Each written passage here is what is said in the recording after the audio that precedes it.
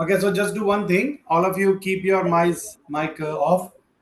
Okay, and if you want to ask something, then raise your hand first. Okay, after that, ask the question. Okay, so today we will be focusing more on the asanas actually. Okay, so questions will be in the last, or you can keep down your questions at last. I will give you time so you can ask. Okay, and if someone have any question regarding the asana like benefits and contraindications, then better you can go and google it, you will get it. Okay, so don't ask the questions for the benefits and the contraindication that you can easily get from a reference from the book or from the google, you easily get it. Okay, if you have some questions, okay, and something to share that is specifically related to the asana which I missed, okay, then you can ask the questions. Okay, so we are starting with the gate pose. Okay, the Sanskrit name of this asana is Parighasana. Okay, so gate pose is Parighasana. So how we are going to start? Because as I told you, we are practicing kneel down poses. So we'll be starting this asana from the tabletop position. Okay, so that's how first we will come to the tabletop position. This one. Okay, gap between your knees and gap between your palms. So your hands will be shoulder wide open. Okay, and same gap we have between our knees as we have in between our hands. Okay, you can point your toes out, you can tuck your toes in as well. Okay, now here your knee joint and hip in one line, and here your wrist joint, elbow and shoulder in one line. So that's how we're going to make the tabletop position here. Okay, so from the tabletop we will go towards the parighasana. Okay, gate pose. So we will be standing on our knees like this. Okay, for parighasana, and after that we're gonna open our right leg towards right side, and we'll be placing our heel down. So not like this, we'll be keeping our heel up and facing to the front. Again, when we are doing any asana and we are keeping our upper body to the front side, that means we're gonna keep our shoulder and pelvis bone square here. Okay, if anyone have knee pain, okay, or knee related injury, they can place something soft under their knee. Like if they have towel, they are doing yoga, of course they have a towel, so they can use their towel to place underneath their knee, because here in this asana some pressure is coming on the knee, especially those who have arthritis problem, those who have knee related injury, or they have slight knee pain also. Okay, and if they don't have anything, you easily ask them to get the mat. Okay, they can get the mat. Okay, fold the mat and you can place your knee upon the mat. You can fold the mat. If they don't have anything, then use the mat. Okay, so that you're gonna remind when you are practicing any specific asana, then you have to be really careful. Please let me mute, otherwise it will be really hard.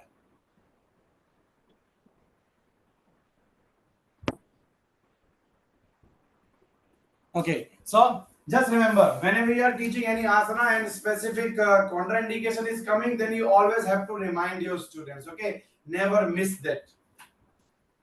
So after that, hands position like this. Okay, our right leg is in this position, so we're gonna lift our opposite left hand up. Okay, so slowly we're gonna lift our left hand up. Okay, pelvis bone align. Okay, so don't move your hips back, don't keep this position. So while doing side stretch, pelvic bones remain aligned, shoulders remain aligned, and slowly you are doing side stretch like this. Okay, so keep your pelvis bone aligned, shoulders aligned, and we are practicing like this. Okay, so don't look at the front. Better to try to turn and twist your neck and look up to the ceiling, or you can look towards your big thumb, hasta goes to the ceiling. That's how you can practice Pariharasana gate pose. Okay, so this asana helps you to stretch your side muscles. Okay, so those who have extra fat on their waist area, okay, helps to stretch your oblique muscles, helps to improve the flexibility of your hip, helps to improve the flexibility of your hamstring muscle as well. Okay, so that are the benefits of this asana, and this asana is also a little bit balancing, so it helps you to improve your balance also. Okay, so as you practice from right side, likewise from the left side same you will be going. Okay, and keep the steps. So step is like first this position, then inhale right hand up, then with exhalation, slowly sideward. So while going sideward, don't move your hips back. I'm reminding you again. While going sideward, don't move your hip back. While going sideward, slowly side stretch without moving your hip back. keeping your pelvis bone and shoulders aligned for this asana. Okay, so that is our Parighasana. Okay, gate pose we called it. And next asana we'll be practicing in this series is low lunge pose. Okay, we called it Asva Sanchalana asana. Okay, so that will be also practiced from tabletop. Okay, so from the tabletop position, okay, that can be also practiced from downward facing dog also. Okay, but the easier way to practice this, especially for beginner, from the tabletop position. Okay, from the downward facing dog, they need more flexibility in their hip, otherwise they will not be able to do that asana. So from the tabletop it's easier. So from the tabletop, ask them to bring their right leg forward between the palm. Okay, and those, some people have like really tight hip joint, they might not be able to bring the leg forward. So for them, what you're gonna do, you ask them to bring the right leg forward, at the same time right hand up. Like you ask them to right hand up and bring the right leg forward, and slowly with the help of their right hand they will be moving their leg forward to get the proper position. Okay, so the final pose, okay, so the final position for their leg will be this one. So their ankle joint and knee joint align. So ankle joint and knee joint remain aligned, and for the back leg, point your toes out. Okay, so those who are not able to balance, okay, because in this asana they can practice with keeping their hands down like this. Okay, so those who have really tight hip and hamstring muscle, they have a big belly also, because of that their belly gets stuck on their thigh, they are not able to touch their hands down. So you can ask them to get the blocks, so they can use the blocks also like this. So block level, you can ask them according to their flexibility. They can practice with level 1, they can practice with level 2, they can practice with level 3 as well. Okay, so that's how they are practicing. Now the more advanced variation of this asana can be practiced also to give more stretch towards your hip. Okay, so if you are practicing this asana, the most important thing, don't practice this asana with this way. Okay, ask your students to press their hip down. Okay, so this part, okay, ask them to continue pressing your right hip down. That's how they're gonna get the stretch in their hip and hamstring muscle. So if their right leg is forward, they are getting a stretch in their right hip and hamstring muscle, and their left quadricep muscles are also getting stretched. Okay, so left quadricep muscles and right hip and hamstring muscles are getting a good stretch while practicing this asana.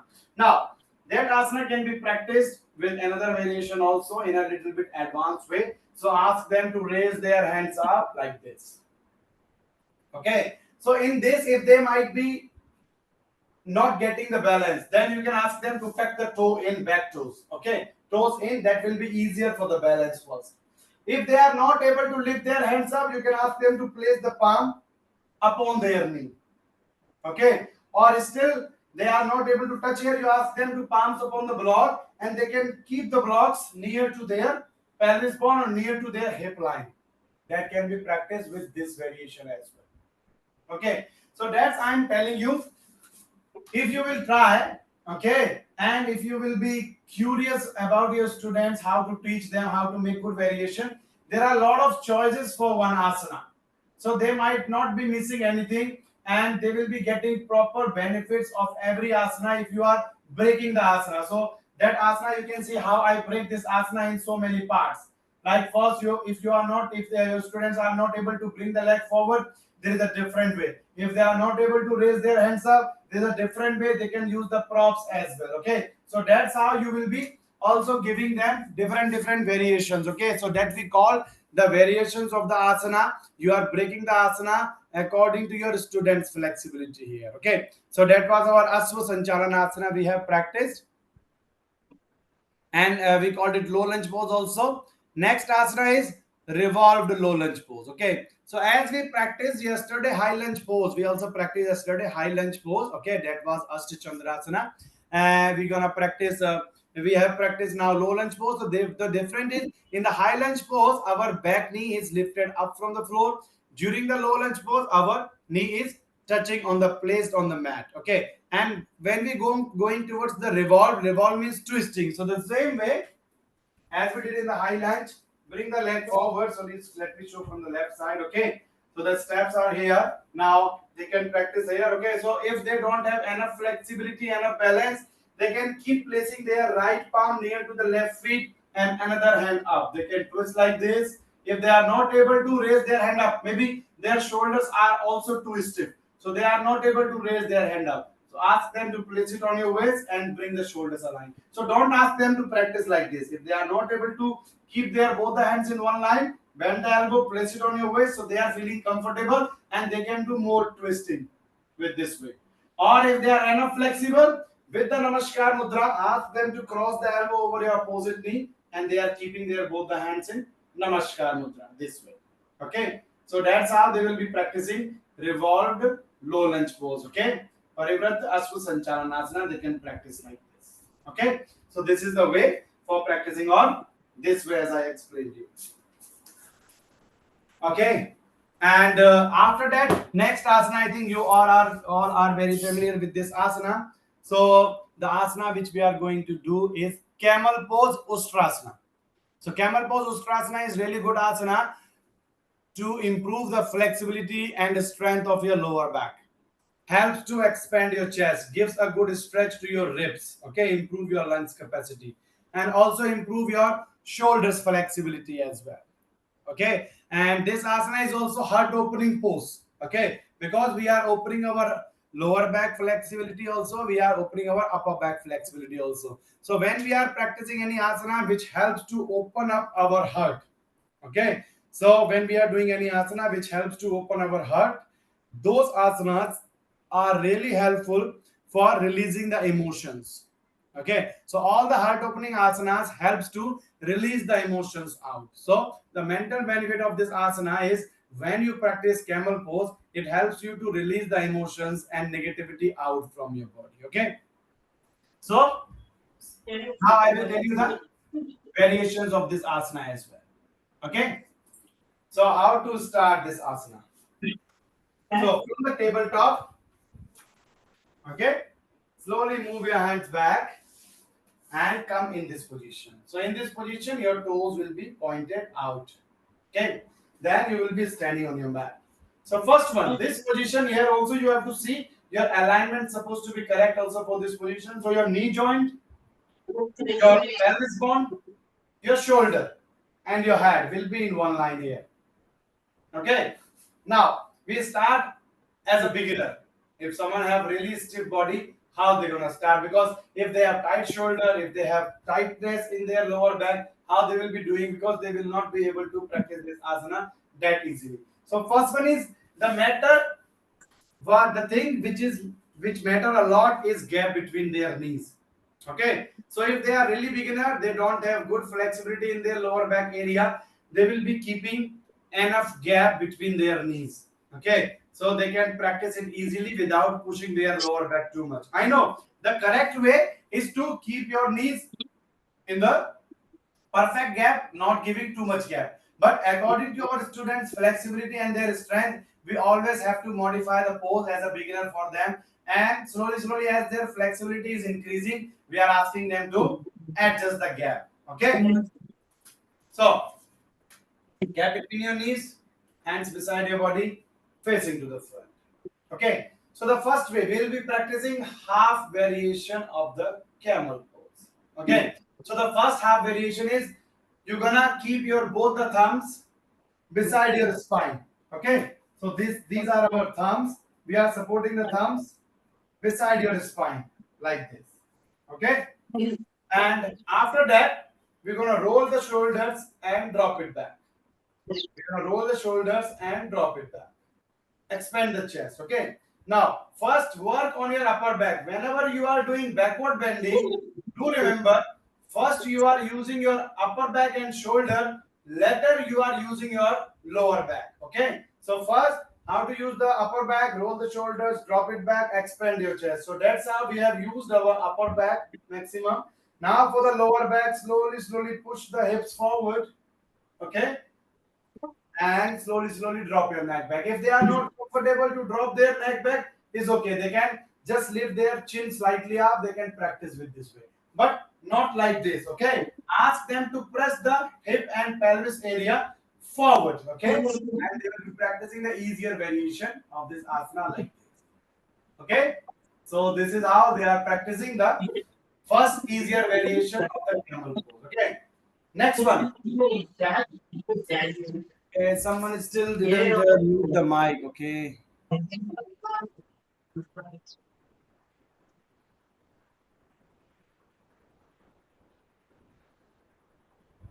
Okay, now the next variation of the camel pose is we're gonna do with the hand movement, but with the one hand. Okay, so we'll be keeping our hands to the shoulder line. Okay, comfortable gap between the feet according to their lower back flexibility. Okay, if they have really stiff lower back, then you can ask them to increase the gap. If they are feeling the pressure too much on their lower back side, they are not able to push the hip forward. Okay, so we'll be doing first with the right side. Okay, so right hand up, rotate the right shoulder and try to place it upon your right heel. Okay, and after that, don't practice like this. Okay, ask them to keep pressing the body forward first, then slowly left hand up, look towards your left big thumb here, or if they have enough flexibility they can raise until here. Okay, but if you find like you are teaching that variation but they are not still able to touch the heel, so here you can ask them to use the block, so they can use the block near to their right ankle. So rotate the shoulder, place their palm upon the block, and they will be practicing with this one. Okay, so that's how you are giving them support also for practicing specific asanas. So with the right they can, and same with using the left they can. Now the first one, after teaching all those variations, their flexibility improves and they already practiced a lot. These variation with supporting the back and with using the one hand. Now they want to practice the both hand variation. Okay. So for both hand variation, if they don't have enough flexibility to touch their both the heels, then we can get two blocks. We can place the block near to their both ankles here, right side and left side. Hands to the shoulder line. Rotate the right shoulder upon the block, rotate the left shoulder upon the block and ask them to keep pressing their body forward. Okay, so this part will be pressing forward. Okay, not like this. Instead of this, they will be practicing with pressing the hip forward and losing their neck like this. Okay, so this is how they are practicing with using block. Okay, so when they have enough flexibility, they will be practicing the final pose of the asana without using any prop also. Okay, now when it comes to practice the camel pose and you want them to more engagement towards their thigh muscles. Okay, and you want specifically pressure more on their lower back side. Okay, so you will have some students, they have enough flexibility in their lower back. Okay, they can use enough flexibility in their shoulder and they want themselves to little bit push in the camel pose. Then how you will be teaching, you can ask them to get the block and place the block between your both the thighs. Okay, so placing the block between your both the thighs and try to bring your knees maximum close to each other. Okay, as you have gap between your knees, same gap you're gonna keep between your both the feet here. Okay, then both the hands up, right hand rotate the shoulder upon your right heel, left hand rotate the shoulder upon your left heel and pressing the body forward and losing your neck. So that's how you are teaching them a bit advanced variation. If you are coming back, reverse order. First the left hand, then the right hand, then bring it back. Okay, then release the block. So that's how you are practicing the camel pose. Okay, so I already told you the different variation of practicing the camel pose also. Okay, and after the camel pose, we have next asana which we're gonna practice is cat and cow. Okay, so I think cat and cow you already know. Okay, it's just a movement, the simple movement I will showing. So from the tabletop position with keeping the gap between your knees, if your tabletop position is correct, that means you have the correct position for the cat and cow. Some people keep their hands too much forward and they are practicing like that. So that's how, if they will be practicing, they will not get the proper pressure during the practice of upward facing, practice of that cat and cow pose. Okay, So how to manage the gap? I think some of you already know. So I'm telling you my own way how I adjust the gap. Okay. So first you're gonna touch the elbows to the knee. Okay, like this. After that, you once close your fist like this and then open your fist here. So that's how you can manage the gap for the tabletop position. Okay, if you have on other way to practice, you can use that as well. But the final position means your wrist joint, elbow joint, shoulders joints remain aligned. Your hip and knee joint becomes aligned here. Okay. Now for the cat and cow pose, breathing is must. So with inhalation, arch your back and try to look up. Okay, so that's your cat pose. And for the cow, exhale, hunch your back and push your chin towards the jugular. So that's how you are practicing the cow. So when we are doing movements, continue then inhale and then exhale. Inhale and then exhale. So that's how you can make your students practice cat and cow pose. Okay, really good asana for those who are having back related pain. Okay, for them it's a really good practice if they have back pain, and that asana also helps you to keep your spine healthy, and also really helpful to connect your mind, body, and breathing, because this asana is we are practicing mostly in a flow. So our breathing is also getting involved while doing the movement. So that's how we are combining our body movement and breathing. So our body and breathing is having a more good connection while practicing this asana if we are practicing cat and cow together. Okay. So that we practice the cat and cow pose. Okay.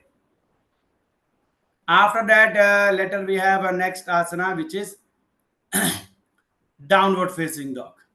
Okay, Adho Mukha Svanasana. Some people called it mountain pose as well.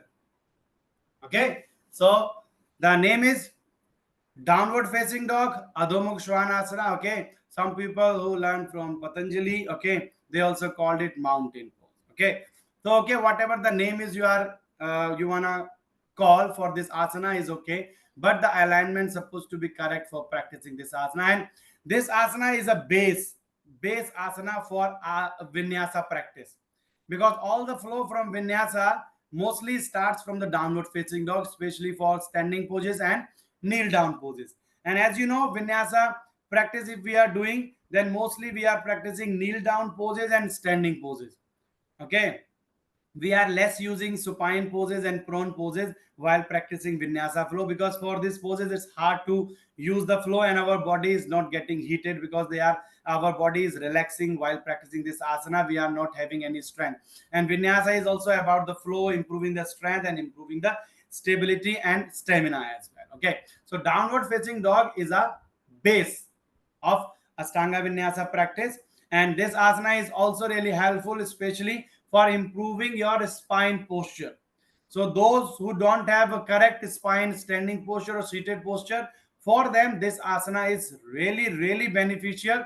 But you're supposed to have a good knowledge of this asana, especially about the teaching, how you're teaching, because many people will come to you, they will not be able to practice downward facing dog. So according to them, you need to find out which variation is good for them and how to start practicing this asana. That's also necessary. Okay, and this asana helps to improve the forward bending. It gives a key role for the forward bending poses. Okay, so if we are practicing the downward facing dog, okay, so how we are practicing, we'll be sitting in Vajrasana. Okay, we're gonna keep some gap in front of us. Okay, after that, first we'll be coming towards the child pose, but we'll be practicing active child pose. Usually child pose is relaxing, so we don't keep our body active in the child pose. Okay, we keep ourselves relaxed, but here we're gonna keep our child pose active first. Okay, so we're gonna keep our hands completely to the front here, maximum as much as forward you can. Okay, and keep your feet slightly apart, give little gap between your feet, give little gap between your knees, hands completely straight to the front. Okay, and keep looking between your both the palm. Okay, or if you are more lengthen, you can touch your forehead down, then that's how you can also make your hands a little bit more forward here. Okay, So from this position, you just come up. So that will be the gap you need for practicing the downward facing dog. So tuck your toes in. Okay. Inhale first. With the exhalation, knees up and slowly lift your hips higher. Don't try to straight the knee, okay? First, we are trying to straight the spine, lengthen the spine, okay? And as you are lengthening the spine, remember, don't push the shoulder. Your target is not to touch the forehead down. Your target is not to touch the head down. For downward facing dog, our head or forehead is not touching on the mat. We are not pressing the shoulder. We are trying to lift the hips higher for practicing the downward facing dog. So if you are practicing, then slowly lift the hips higher. Slightly press your shoulders down. Okay, a gentle pressure you will be giving your shoulder is okay, but not like this. Okay, a gentle pressure. So keep your heels up and lift your hips higher and keep your knees bent. So first, if they are beginner, they will be practicing like this. Okay. As slowly their flexibility is increasing, you can ask them to slowly try to straight the knee without moving their hands, without moving the feet. So slowly they can try to straight the knee. They can try to touch the heels down. So that's how we are practicing the downward facing dog, Adho Mukha Svanasana. And the most important thing, concentrate on your lower back. Okay. So we're gonna just tuck the tailbone and lifting the hips maximum higher. So that's how you can practice. And also, you're gonna keep activating the shoulder. Okay, so from here you can see if you are practicing downward facing dog, concentrate on this part. Okay, look here. So for the downward facing dog, now this is the funnel position. After that, you're gonna pull the shoulders up also. So it will help you to more correct the position, more lifting the hips higher for the downward facing dog. Okay, so that's how you are practicing downward facing dog. Okay, for the beginners, without using the prop, you can start. Okay, if you want to use the props for downward facing dog, we can use the blocks first. Especially we are using the blocks for those who are not able to lift the hips higher. Even without the block, if they are keeping their knees bent, but still their back is hunching. Okay, so for them, you're going to give the blocks. Blocks will help them to get more correction in the asana like this. Okay, and if you will give them blocks, it will be easier for them to straight their knee, or those who can straight the knee but they are not able to touch the heels down. If you will give them blocks, then it will be easier for them to touch the heels down as well. Okay, so that's how you are practicing the downward facing dog as well. Okay, you can also give the blocks under the heel. Those who are not able to touch the heel down, you can also give the blocks here under the heel part, and they can practice the downward facing dog with touching the heels upon the blocks as well. That's how they can also practice the downward facing dog. Okay, so there are more than 100 ways to practice downward facing dog. Okay, I told you the basic one, how you will be teaching for the beginners. Okay, so that's really important for teaching the beginners. They will be practicing the easier way. Okay, until their spine is not getting. The first you are focusing on their spine. Don't ask them like, if you are not able to straight the spine, some people start with this one, like this, like that is the basic practice for doing the downward facing dog. They can't do that. If their back is hunching like this and you ask them to do like this, there is no meaning. Okay, you're gonna get a stretch in their hips only in downward facing dog if the spine alignment is correct. If your spine is completely hunched, no matter they're gonna keep their knees straight or bent, they are not feeling anything in their hip and hamstring muscles. Okay, same as a forward bending. If you are doing forward bending with hunching your back, you don't feel any stretch in your hip and hamstring muscle. So the first correct position for practicing downward facing dog is to keep their spine straight and lengthen. Okay, and keep your knees bent. After you get your spine straight, okay, if your spine is already straight, ask them to straight the knee without moving the back. Like if they are trying to straight the knee but their back is hunching, then better ask them not to straight the knee. If they are keeping their knees straight slowly, but their spine position remains same, that means they can straight the knee slowly.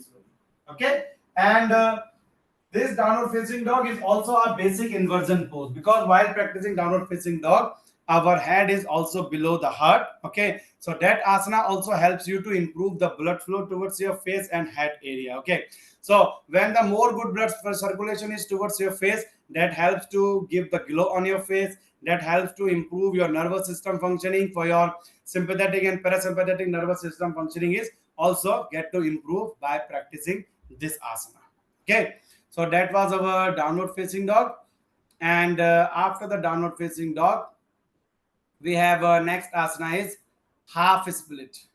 Okay, so half split is Ardha Hanuman asana. Okay, so those who wants to split their leg, they want to practice Hanuman asana, monkey pose. So for them, half split is really important. Okay, so we're gonna do half split pose is Ardha Hanuman asana. Okay, actually there are many variations of Ardha Hanuman asana. Okay, if you wanna break your Hanuman asana into the easier pose, then all the variations will be called half Hanuman asana, half split. Okay, but according to me, I am showing you which will be more helpful for you to get the correct position and get the correct preparation for half forward, half Hanuman asana. Okay, so that will be start from the Asana asana. So from the tabletop, bring your right leg forward. Okay, and with using the blocks. Okay, get the blocks here beside your feet, and then slowly try to straight your knee. Okay, so push your hip forward and straight your right knee. And this position coming on your heel, not like this. Okay, come on your heel.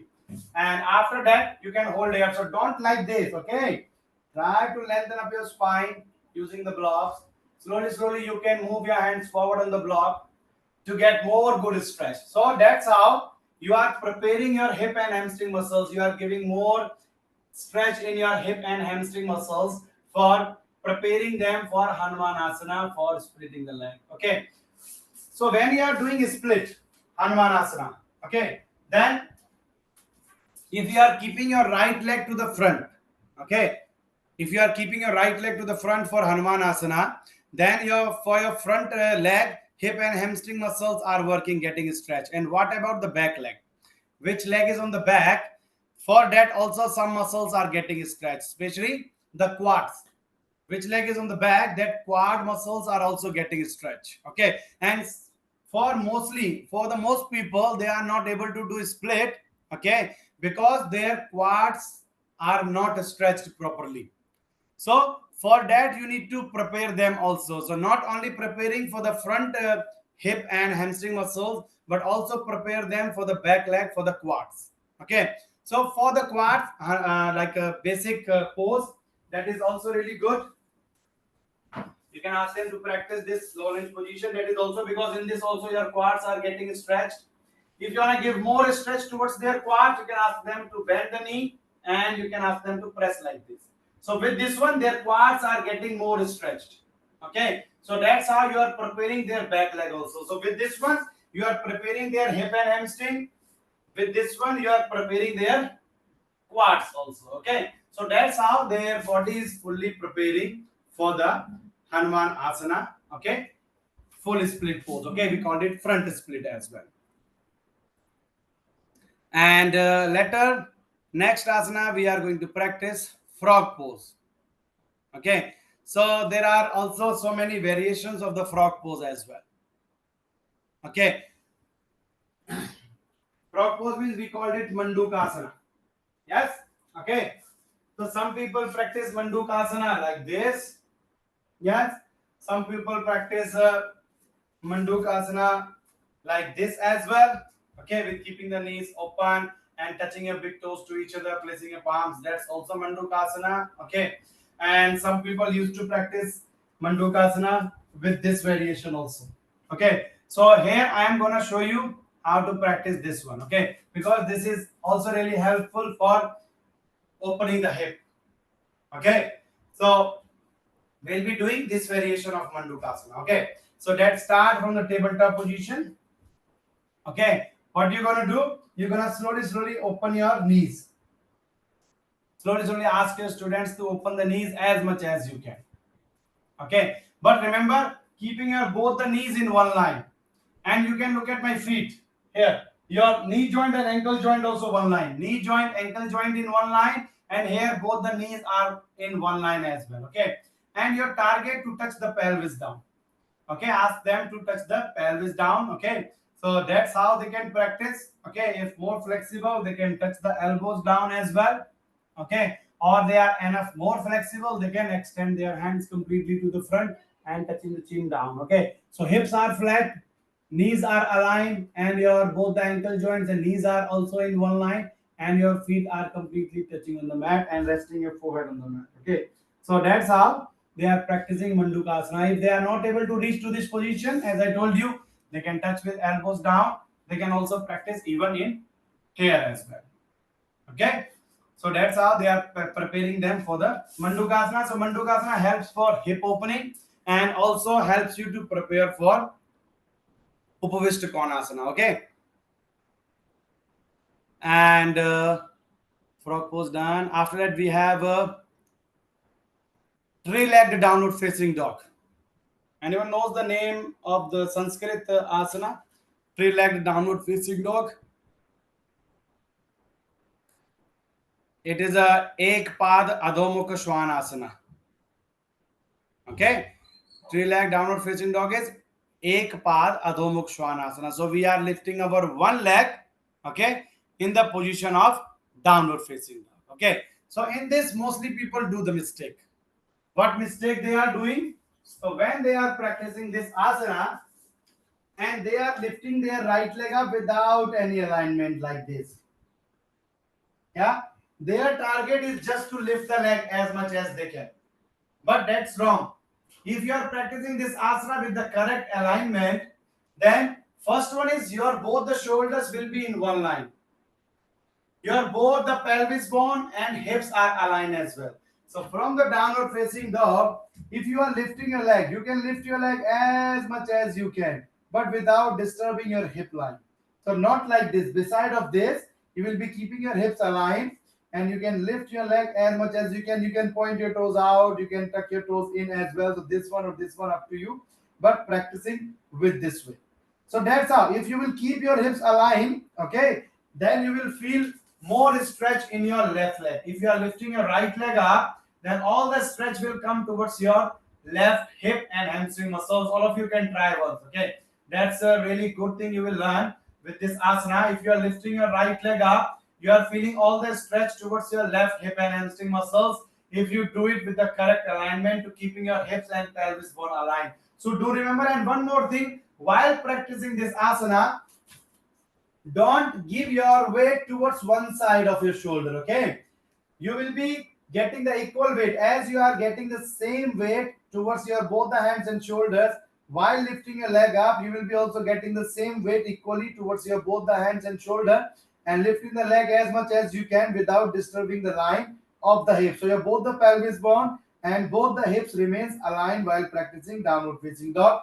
If they are not able to lift their leg up, they can also practice. Like some people are in this position, how you can ask them to lift the leg up? They can also lift like this with keeping their knee bent. That's okay. But their spine supposed to be lengthened. So if they are not able to straight their knee, they can keep their knees bent and they can practice like this as well. Or with using the blocks also they can. So they can use the blocks here for the downward facing dog here like this, and they can lift the leg as much as they can. So if you are not able to lift your leg too much up, it's okay, hold here, or even hold here, but keeping your both the hips in one line completely. Okay, so that's how you're gonna practice the three-legged downward facing dog. Okay, now if anyone have some questions, okay, but not the benefits or contraindications regarding the asanas I have explained, you can put your hand up.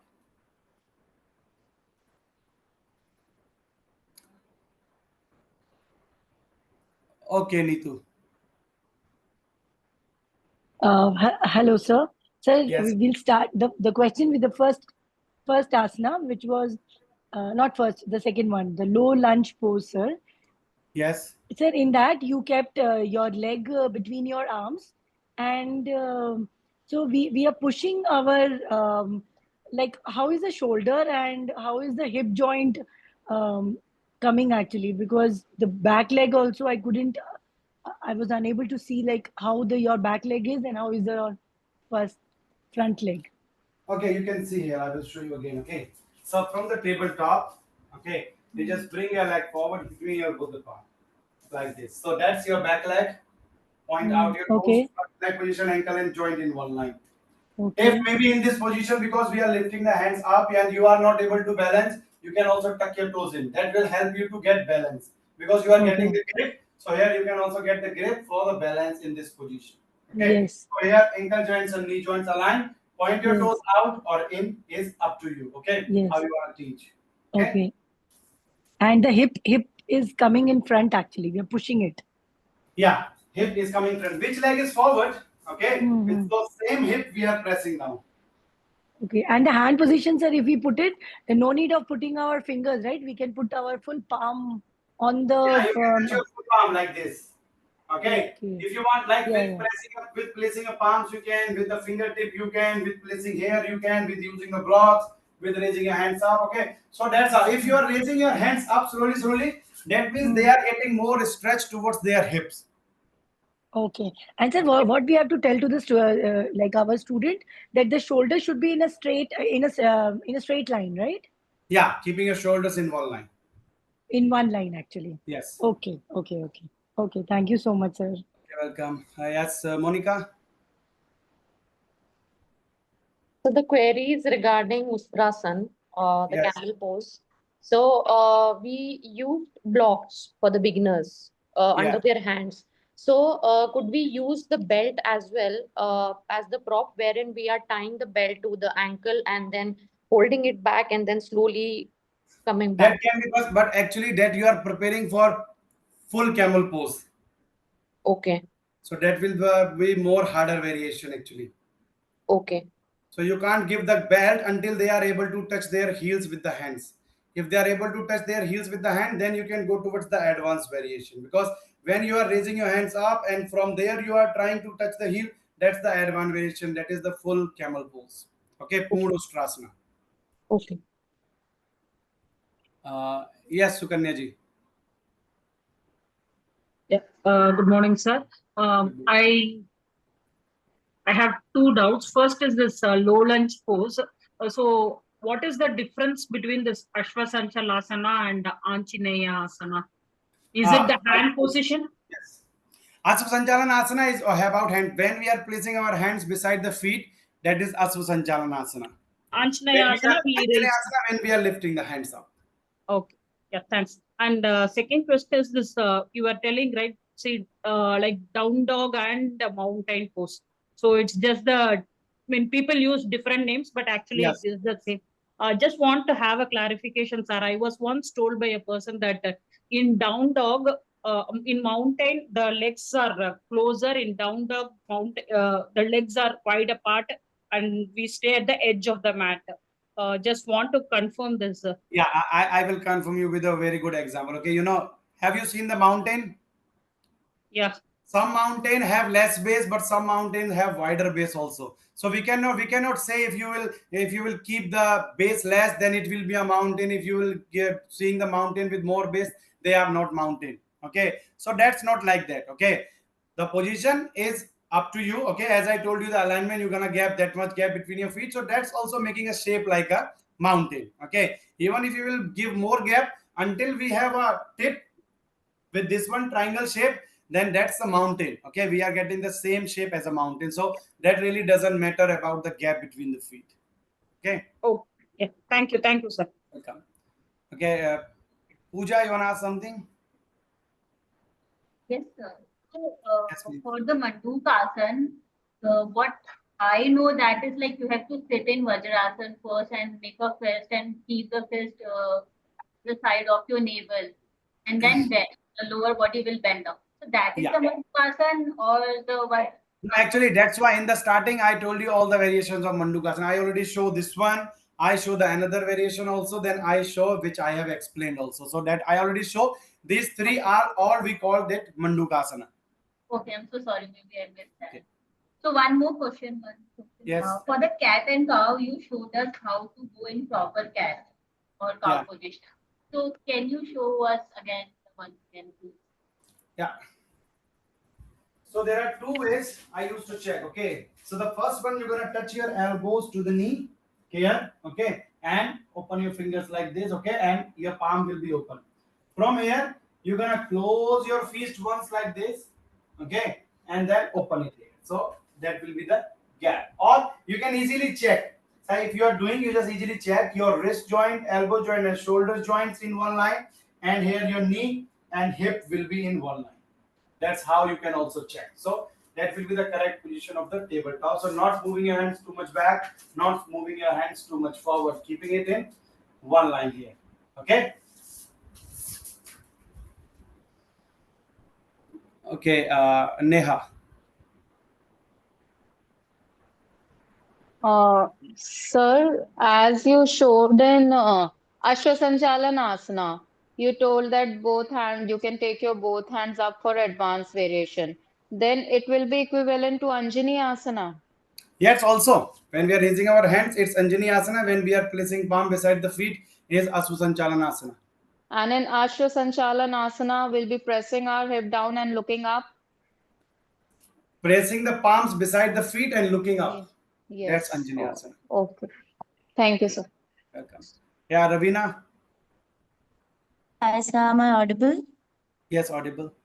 Yes, sir. In Ekapata Adho Mukha Svanasana, sir mentioned that the leg should not be too much open, like too much up. It should be in the shoulder and hip level, like it should be aligned, right?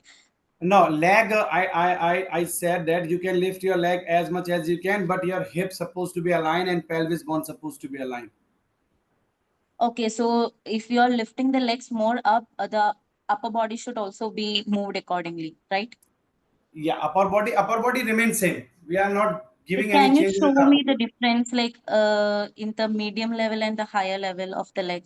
Like, can you show the difference? I just want to check whether. Difference is easier. Like it's depend on your hip flexibility, how much you have flexibility in the hip. Okay, so you can lift Okay. your leg this much, this much, this much. You can see my hip position.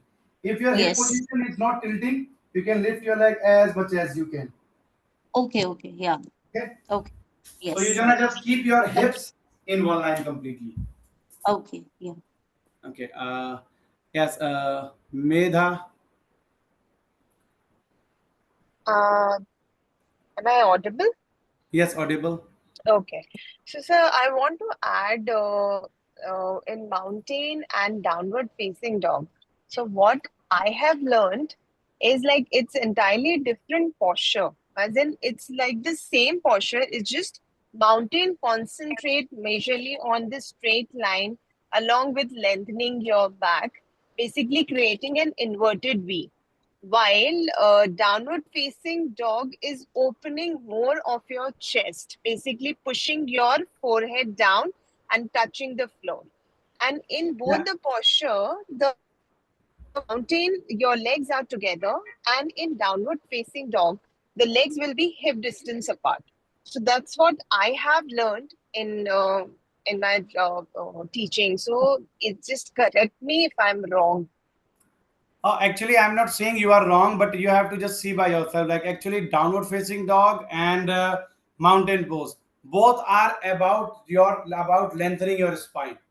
Okay, and your spine can be lengthen only if you are not pressing your shoulder. If you start to press your shoulder, then you are not lengthening your spine. As for example, if you are doing like this, okay, more gap between your feet will make it easier to touch the forehead down. So if you are touching your forehead down, that means automatically your chest will expand. So it's not like you have to expand your chest. If you will press your forehead down, your chest is already expanding, but that's how you are not getting the correct shape, the lengthen in your spine. You are not getting, you are not able to stretch your spine while practicing this. So your spine can be stretched only if you are keeping your head up and you are lifting your hips as high as you can. If you touch your forehead, then if you want to touch your forehead, you have to gap between your feet also. You have to move your feet more back also. Then you will be able to touch your forehead or head down like this. Okay. Some people used to teach, but according to me, if you are doing this, then you are not getting any improvement in your spine. Actually, you are not getting too much stretch in your hip and hamstring muscles. As I told you, downward facing dog or parvatasana, okay, whatever is this, that helps you for the big as a beginner for improving the flexibility for the forward bend. Okay, so what you have learned, you can teach that one also, but that comes with the different prospective, that gives you the different benefit as well. Okay, so if you are pressing, like press the forehead down, okay, and expand the chest, so that means we are not working anything, we are not working anything towards our back, we are just trying to expand the chest, we are just pressing the shoulder, so giving more pressure towards the shoulder. Okay, and also if you are touching your head down, then the inversion will be more good, you are getting more good blood flow towards your head area. So that's how you can explain if you are teaching that one. Okay, so someone have taught you this, then they suppose like they actually have some research or something they have got from someone, that's why they are teaching. Okay, okay, Monica, you have anything else to ask? Sir, in Mandukasana, when Pooja mentioned the start position to be, with the hands on the navel point and when we bend forward with exhalation. So, Yeah. is there should we introduce holding the breath at that time or and then, No, no, no. or just simply exhale Actually, while, actually, according to me, as I learned, we called it Yog Mudra in Vajrasana. Do you know Yog Mudra in Padmasana? yes, Okay, so as we are doing Yog Mudra in Padmasana, our heels are pressing. As we place the finger like this, our correct, heels are at the same part. Okay, correct, so that Yog Mudra is usually to give massage towards your internal organs. So when we are doing breathing continuously, then only we will get the massage. Okay, so those who are not able to do Padmasana and they wants to get the benefit of Yoga Mudra, so in Vajrasana they can close the finger and they can place it here, then they can bend forward. Okay, so that's why it's similar. Some people call it Mandukasana as well. So I'm not saying they are wrong, but according to me, it's a variation of Yoga Mudra in Vajrasana. Okay, those who cannot do in Padmasana, they can do it in Vajrasana to get the benefit. Okay, because this asana is also really beneficial for them who have a diabetes or sugar related problem. correct. Okay, thank you. Okay, Purvi, Hari Om, sir.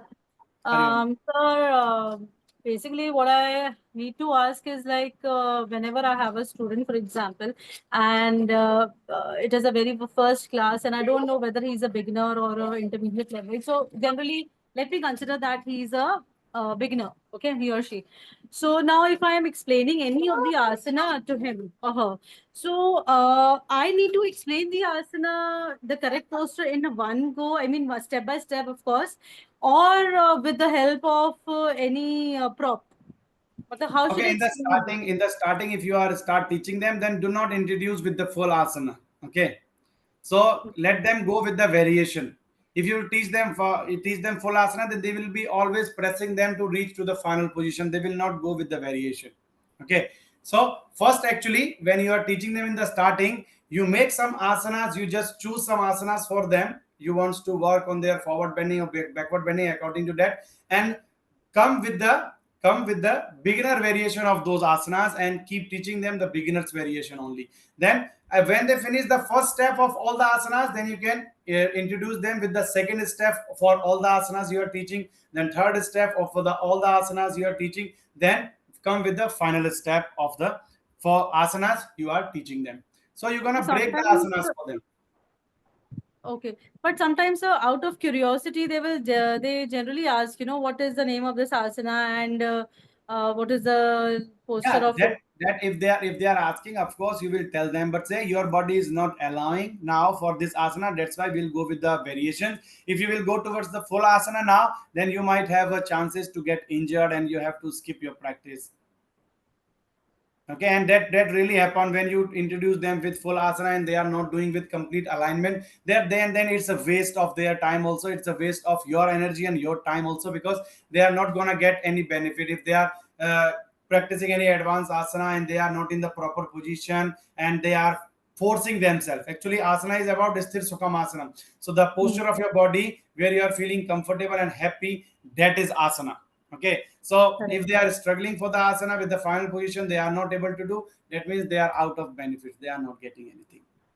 Okay, Correct. so as And a so I teacher you should have guide them after talking what they are feeling, how they are going towards the asana, so according to their physical feedback. body and according to their mental body, you have to find out which way they are accepting. And sir, I once took the classes for kids yoga. है ना? So initially the kids were very excited to do all the asanas. So one day I went ahead to with the partner yoga because few of them were not able to do much postures, right? So I mean, from next day onwards, they were very excited that we have to do partner yoga, partner yoga, partner yoga.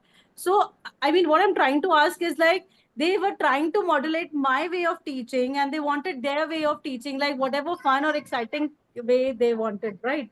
So how to control the class at that point in time?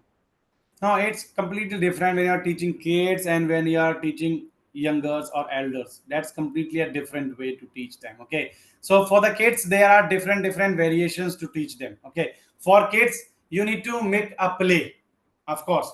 And you when you teach them the partner yoga, then it was like a play for them. So that's why they are liking. For the kids, you cannot do okay, do this asana. I am counting 1, 2, 3, 4, hold it, push your body. This way will not work for the kids. So kids will always like when you are playing with them. So like kids yoga, you give them challenge, okay, and make a play for them while practicing the asana. That's how the kids will like. So that's a proper course and proper variations of the mat and everything you need to learn for teaching the kids. Okay. So now we are going to practice our next asana, which is a plank pose. I think all of you know very well the plank, okay, and that's also the basic strength and pose, okay. When we start to work on people's strength, okay, then plank is the basic one which comes in our mind first. If people say, okay, we want to work on the strength, I want to work on my core strength, I want to work on my arm strength, I want to learn bakasana, I want to learn handstand, then what is the basic pose? Is the plank pose you start always with, okay. And plank have variations, so also like plank, low plank, okay. Some people call plank to high plank also when they are placing the elbows down, that is low plank. Some people practice side plank also, okay. So they have different variations also. So sometimes you are teaching them variations also, but they will be able to do the variations only if you are teaching them the correct way to practice the plank, okay. Many people they come like if they are not able to do tabletop correctly, then of course they will not be able to do plank also, because the tabletop position is the first position to do the plank pose, okay. So first you have to make them correct for the plank position, so for the tabletop position. Then from the tabletop there are different variations, okay, that will help them to reach towards the final pose of the plank pose, okay. The variations doesn't mean you are wasting your time or your students are not prepared. Always if you are giving the variations of the asana, you are breaking the pose. That is about correcting the specific part of their body and preparing them for the final position of the asana, so they will be able to do it in a correct way, okay.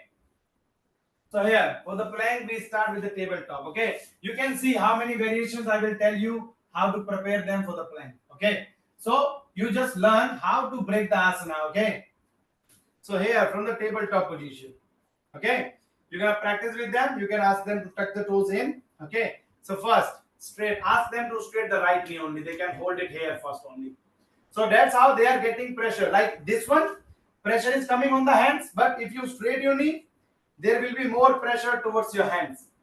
Okay. Now ask them to push their body slightly forward to improve more pressure towards their palm and towards their wrist. Okay. So keeping the right knee down, left will be keeping it straight. This is how they can practice first. Okay. Then likewise from the opposite side. Okay, and don't forget, after keeping their knees straight, let them hold for a while with this one and ask them to press their body slightly more forward. That will help them to give more weight towards the wrist joint, okay, and towards the shoulder and towards the core. So that's the first variation with the right leg and left leg. Okay, now next one we will be practicing tabletop variation with keeping the knee bend. Okay, so we will just lift the knees up from the mat in the tabletop. So this is how you are preparing their core. This is how you are preparing their hands and shoulders also for the plank pose. Because of course, this will give less pressure comparing to this. Okay. So far, after keeping the legs one by one straight, you ask them to practice this one. Okay. So when they are able to hold it comfortably, okay, then you are going towards the final position of the plank. Okay. So for the final position of the plank, from the tabletop position, tuck your toes in. Okay. Then with an elevation, slowly straight your knees and practice plank position like this. Okay. So when they are doing plank, so the most important thing, there will be no pressure on their back, because core, that is a core strengthening pose, and core strengthening pose are to engage your core, and if you will give the pressure towards the back, you will not be able to engage your core. Okay, so what we're going to do in the plank position, you ask them to curve the back like this and ask them to push forward. Okay, so they are not practicing like this. Okay, ask them to keep the hips up and little bit more engage your core by hunching the back. So you ask them to hunch the back slightly and push forward. Okay, so we are here doing hunching the back, so they will not be giving pressure towards the lower back. Actually, they can also practice without hunching the back if they have enough strength in their back. Okay, but some people have less strength in their back, less strength in their legs. So that's why while practicing plank, slowly they are doing like this. So better to ask them to hunch the back. So when their concentration will be here, and if they are hunching the back, then automatically their hips are coming up. So that's how we are practicing for the plank position. So plank can be practiced with the feet apart for the beginners, and those who are enough good in the strength, okay, they can practice with keeping the feet together as well. Okay, and while practicing plank, don't keep your hands position like this. Keep your fingers spread. Okay, so when you have more wider base, it will be easier for you to hold the asana. Okay, and if you talk about the variations of the plank, so that we call plank or high plank, and another variation is also elbow down plank. Okay, so that we call low plank as well. We can also practice side plank. So from the plank, gap between your feet, the easier variation, drop your both the heels down, right hand will be placing down, left hand up. So that's the side variation, we call it side plank. Okay, same with the elbow down, we can also do side elbow plank as well. So that can be practiced with feet together for advanced one. Those who are not, ask them to practice with keeping the feet apart also. Okay, so with the plank also you can make so many variations to work on their shoulder and core and thigh flexibility. Okay, so while practicing the plank, you also have to keep your thighs engaged, because when your core is working and you are concentrating in the plank position to push your body forward, then also you get strength on their thighs as well. Okay, then after the plank, side plank or low plank already finished. Okay, side low plank finished. Now next we have dolphin pose. Okay, so for the side plank position also, now if we are doing the side plank like this, then also we're gonna keep our both the hips aligned, pelvis bone aligned. Okay, that's how you're gonna get the correct position of the plank. Okay, now next one we have a, so dolphin pose is quite similar with the down dog, only we are dropping the elbows down while practicing the dolphin pose. Okay, so if we are practicing down dog like this, in the dolphin we are dropping the elbows down. Okay, then can be practiced like this with keeping the knee bend, or can be practiced with touching the heels down like this. Okay, so this is how the dolphin pose can be practiced as well. Okay, so dolphin pose, you know all about the pincha. Okay, feathered peacock pose. So this is the preparatory practice, so you are preparing your body for the feathered peacock pose. Okay, with practicing the dolphin pose. Okay, so in the dolphin you can start practicing with this one, then slowly with heel up, then slowly bring your legs forward. Okay, so that's how you are preparing your body, and that's the starting position of the feathered peacock pose. Okay, so that helps to improve the flexibility of your shoulders especially. Okay, feathered peacock for practicing the feathered peacock pose. After that, next we have Upavista pigeon pose. Okay, so we are going towards the pigeon pose. I think pigeon pose all of you knows very well. Okay, we called it Rajkapot asana. Okay, or Kapotasana. If we have king pigeon pose also Rajkapotasana, we have pigeon pose Kapotasana as well. Okay, so how we going to practice? So that can be practiced from the down dog, that can be practiced from the tabletop as well. Okay, so when you are preparing your students for that asana, so what really you will be doing from the tabletop, you ask them to bring the right leg forward, cross the knee, and trying to touch the hip down. Okay, I will show you the final pose first, the easier variation. I'm not showing you the advanced variation with folding the leg, okay, because that might not be working for beginners. Okay, but if you see how to prepare them for the this variation, then it will be easier for them to go for the advanced variation as well. Okay, so the first thing when people practicing this, the first thing comes first is many people are not able to touch the hip down. Their hip is always remain up from the mat. Okay, for those you will be using the block. Okay, so you can use the block under your buttock. Okay, then it will be easier for them to sit straight. Okay, so that's how you are giving base to their hip and they will be feeling comfortable. They can hold the pose easily as well.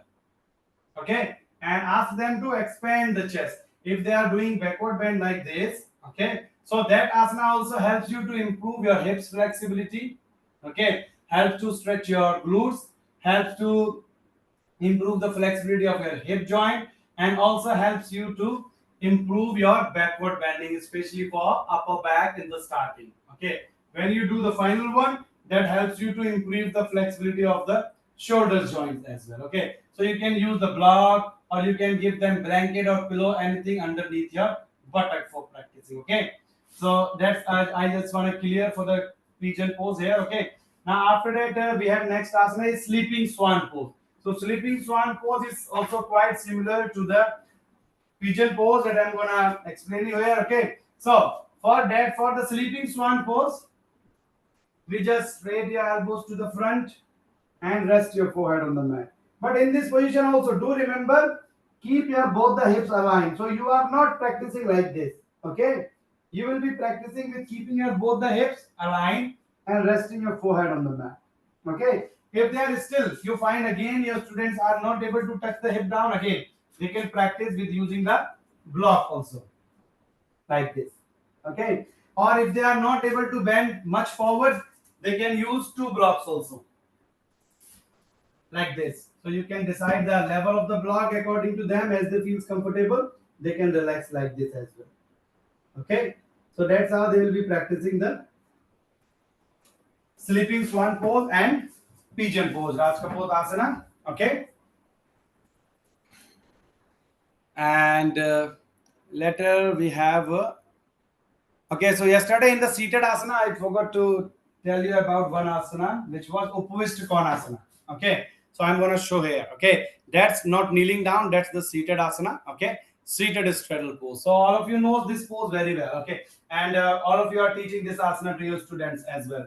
Okay, so that asana helps to improve your forward bending. That asana helps you to improve the flexibility of your hip also, stretch your hamstring muscles as well. Okay, and helps to open your hip joint as well. Okay, so while you are teaching them this asana, they're gonna open the feet comfortably. Okay, and pointing their toes in and keeping the spine, knees straight completely. Okay, so that's how you are teaching them. Okay, now, for the first practice of this asana, you're going to ask your students to keeping their spine straight.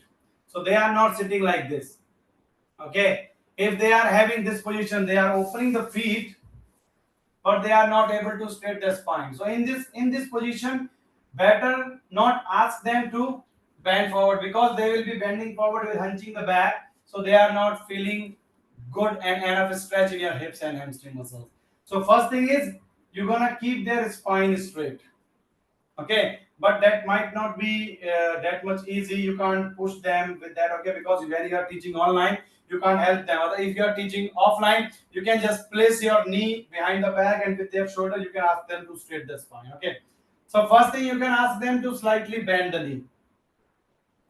Okay, as we did in Paschimottanasana. Okay, ask them to slightly bend the knee, that will help them to straight the spine. Okay, and here they can try to do forward bend with keeping the knee bend. Okay, so that will help them to stretch their hips and hamstring muscles. Then slowly their posture is improving. If you want them to do with keeping the knee straight, then you can use the block or you can use the pillow. Okay, under the buttock here, like this. So that will help them to straight their spine also. Okay, if one block is not enough, give them two block, or better if they have something like this. Okay, that can be also placed under the buttock. Okay, pillow, or just ask them to bring the blanket and you just fold the blanket and place it under their buttock.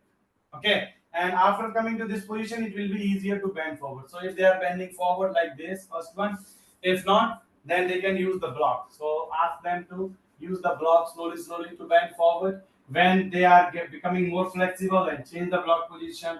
More flexible, change the block position. Then slowly touch the elbows down and stay in this position. Okay, and then slowly as their flexibility is increasing, they can straight the elbows completely to the front and then can touch the chin and chest down. Okay, so that pose will be practiced without hunching the back, because in the final position of this asana we are touching the chest, we are touching the chin for bending maximum forward. Okay, so that was the Upavishta Konasana, seated straddle pose we have practiced here. Okay, and after that we are going towards the prone position. Okay, so in prone position, not so many asana. Okay, as you know that in prone mostly we practice locust pose, we practice cobra pose, bhujangasana, we practice bow pose, we practice Superman pose, but there are a lot of variations we can practice. Okay, so I'm gonna tell you the variations first of every asana. If you are practicing Superman pose, anyone knows about the Superman pose? Vimanasana or Viparit Nokasana, in the lying position, we are lifting legs and hands up and lying on the belly. Okay, lifting both legs, both hands. So how you gonna prepare your students for that Superman pose first? Okay, so those, like many people doesn't have lower back strength, because that happens only if they have enough strength, otherwise they will not be able to lift the legs up. Okay, so how you gonna prepare them? With the helping the block, prop, or with breaking the asana, or with using the variations of the asana.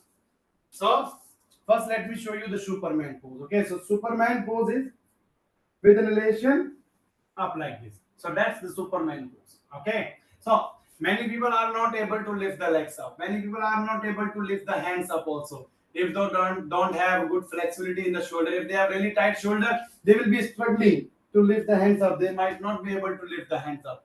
So for them, you can give them block here. Okay, so they can place the palms upon the blocks first. Okay, like this, and after that you can ask them to lift leg one by one. So ask them to lift the one leg up and hold it, then another leg up and hold it. So that's how you're preparing them for their legs, because they need more strength to lift their legs up. So that's how, with using the block, you are preparing with the right and with the left one by one. Okay, specifically. Okay, after that you're gonna use only one block. Okay, and palm down, forehead down. So we are lifting our left hand and right leg. So already we have a block under the right palm, but we are lifting left hand and right leg up like this. So basically you are changing the variation. So this time more weight on our left hand and right leg. Then you can change then opposite side.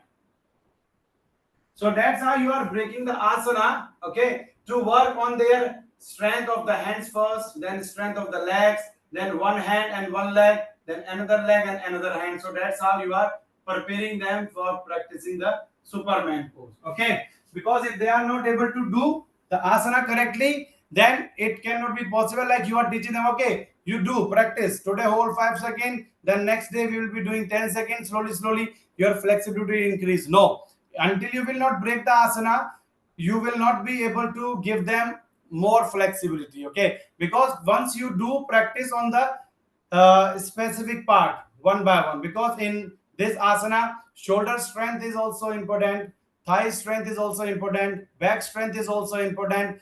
Okay, and upper back flexibility is also important. So that's why we are breaking the asana one by one. First work on shoulders only, then work on the legs only, then work on the upper back only, then work on one shoulder and one leg, then another shoulder, hand, and another leg. So that's how you are preparing the asana, breaking the asana, and preparing their muscles one by one. Okay, because if you start to do work, okay, and you have 10 works to do, then if you do for half this work, half this work, half this work, then 10 this one, then again come back. So that is not a correct way to do. First you finish one completely, then start to do the second one, then third one. So that's how we are breaking the asana to work on the muscles and joint strength one by one. Okay.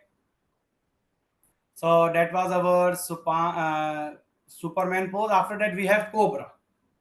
Okay. So we are going to practice Cobra pose. So all of you know the baby Cobra as well.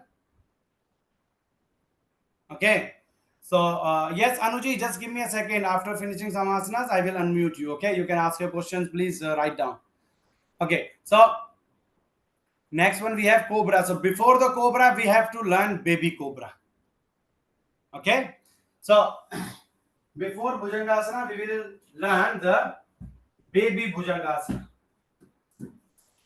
So for practicing the baby Bhujangasana, first, like all the asanas in Hatha Yoga, if we are practicing in prone position, all starts from the prone pose. So heels and toes together, forehead on the mat, hands beside your body like this. So this is our prone position here. Then slowly bring your hands up, okay, and then we're gonna place your hands position like this. Okay, so your elbows and shoulder both, right elbow, right shoulder, left elbow, left shoulder in one line, then up like this. So this is baby Cobra. Shoulders remain relaxed. Okay, so that's how we are practicing the baby Cobra, and your hands and elbows are shoulder wide open. Okay, but don't be like this. You're gonna expand the chest and practicing this. If you want to give more pressure towards the back, heels and toes together. If you are feeling too much pressure, you can increase the gap between your feet, but point your toes out, and we will be practicing the baby cobra. Okay. So first, let them prepare for the baby cobra. After that, you are teaching them the variation of cobra. Okay. So this is how they are practicing. As their flexibility is increasing, then slowly you can ask them to straight the elbow and lift slightly up. That's also a easier variation of cobra. Okay, for those who don't have enough flexibility in the back. Okay, so slowly drop the elbow down. They will reach to the baby cobra, and slowly lift the elbows up, straight the elbow. Then they will reach to the variation of the cobra. Okay. So some people called it sarpasana, also snake pose. Okay, if you keep slightly more back, it will become a variation of cobra. Some people called it sarpasana as well. Okay, so that's how you are preparing them with this one. Now, if it comes to the block, okay, how to prepare them for the cobra pose with using the blocks. Okay, so the first way, you can ask your students to keep the block here towards both the corners, right side and left side. Okay, and place your head down, but not between the block. Okay, the last corner of the block. Okay, forehead down. Place your both the palms like this upon the block, and slowly and gently ask them to straight the elbows as much as they can. So this is how they are doing it correctly, because if they are practicing like this, they are not lifting the pelvis. If you ask them to place the hands down and do the cobra, they definitely will raise their pelvis up. And the most important thing while doing cobra, their pelvis supposed to be grounded, not lifting up. So if you will keep their hands bit more forward, it will not be possible for them to lift the pelvis up, and they will be completely using the lower back. So this is how they can practice the cobra. As slowly their flexibility is increasing, you ask them to put the block slightly more back, and then practicing cobra. Okay, and after some days, more down the block, then they are practicing the cobra. Okay, so they will learn that during the position of cobra, during practicing the cobra, they are not lifting their pelvis up. Okay, there is one more way to practicing the cobra. The easier way, you're gonna place the block position like this. Okay, so one here and another one is here. So that's the position of your block. Okay, after you ask them to touch the belly. So belly will be on the block and pelvis will be on the mat, and then they can hands position. So it's with the support. So they are not getting too much pressure, and they can easily hold the cobra position. So some people who got too much pressure on their back while practicing cobra, you can give them this position of the block. That will be easier for them to practice cobra like this. Okay, so that's how they can practice the cobra also with different variations. Okay, even with the support, without the support also. If they come to the final position, then for the final position, heels and toes together, palms under the shoulder line. Okay, your palms and fingers will be under the shoulder line. If they don't have enough flexibility in their back, okay, they can gap between their feet as well. It will make their cobra position easier. Okay, with relation is their forehead, nose, chin, chest, up. Okay, they can practice here. Okay, but don't let them practicing like this. Okay, keep the elbows close to the body. Okay, don't keep the shoulders like this. Okay, shoulders roll and relax your shoulders. So slowly, if possible, they can straight the elbow. If not possible for them to straight the elbows, they can keep their elbows bent as well, but their pelvis remain grounded for practicing the cobra. Okay, so that's how they're gonna practice the cobra pose. Okay, and locust pose salvasana. I think all of you knows about the salvasana and ardha salvasana. It's the easier variation. You're gonna just place your both the palms under the thigh, lifting the one leg up. Okay, is ardha salvasana. If you are lifting both the legs up, it is salvasana. Okay, locust pose. So locust pose and half locust pose both are really good for strengthening the lower back, for improving the flexibility of your lower back. Okay, and also salvasana, ardha salvasana also helps you to tone your hip muscles, because while practicing this asana, if you are lifting your leg up, then your hip muscles are getting contracted. So if your muscles are getting contracted, that means your muscles are getting engaged, so your muscles are toning up also while practicing the salvasana and ardha salvasana. Okay, so the easier variations to do salvasana, let me explain you. I think some of you already know that, but I'm going to explain by chance some of you are not familiar with that. So like this. Okay, then chin down, then place your both the palms under your thighs, heels and toes together. So if you are practicing half, we are lifting the leg up. Okay, but some people don't feel comfortable here. So what you can do with them, they can lift the right leg up and at the same time bend your left. They can give support as well here. So it make them comfortable to do with the support while practicing this asana. Okay, if they are not able to do, then better just ask them to lift the right leg up. Okay, if it's still not, can use the pillow like this. Okay, so they can use the pillow like this for lifting the leg and place the palm. So using this one also can. So from there they can try slowly lift up. If not possible, light support, or they can lift up like this. Okay, so that's how you can ask them to put the block also under their thigh. Okay, so block can be practiced like this or like this. If you want to lift them more up, give support here, so they will be placing this under the thigh. If they are feeling too much pressure, then like this. If they want more, then can be practiced with the variation 3 also under the thigh. You ask them to do. Okay, so that was the locust pose, and after that, next asana we have is bow pose. Okay, so we are going to practice bow pose. Okay, so bow pose, I think all of you know. Okay, very well, and that's the really good pose. Okay, you might be practicing every day with your students. Okay, because that helps to improve the backward bending, that helps to improve the flexibility of the shoulder. Okay, that helps you also to stretch your abdominal muscles. Okay, and that is also really helpful for improving the flexibility of the spine, and that's the really good asana which prepare you for the advanced back bending poses also. Okay, so you are directly teaching the bow pose, you are giving some variations also for the bow pose, like some preparation. Okay, so that's how I always start the preparations for the asana, then go with the asana. Okay, if it might be also working for you, then you can also follow the same way. First break the asana, give them the variations of the asana, then ask them to practice. Okay, even if they are flexible, if they are enough flexible to do bow pose, but start with some variations, so they are slowly heating up their body, then they are going towards the final pose, then they will be able to do it with more perfection and with the more strength and with the more flexibility. Okay, so if you are teaching them bow pose, then practice bow pose like with the variations first. Bend the right leg.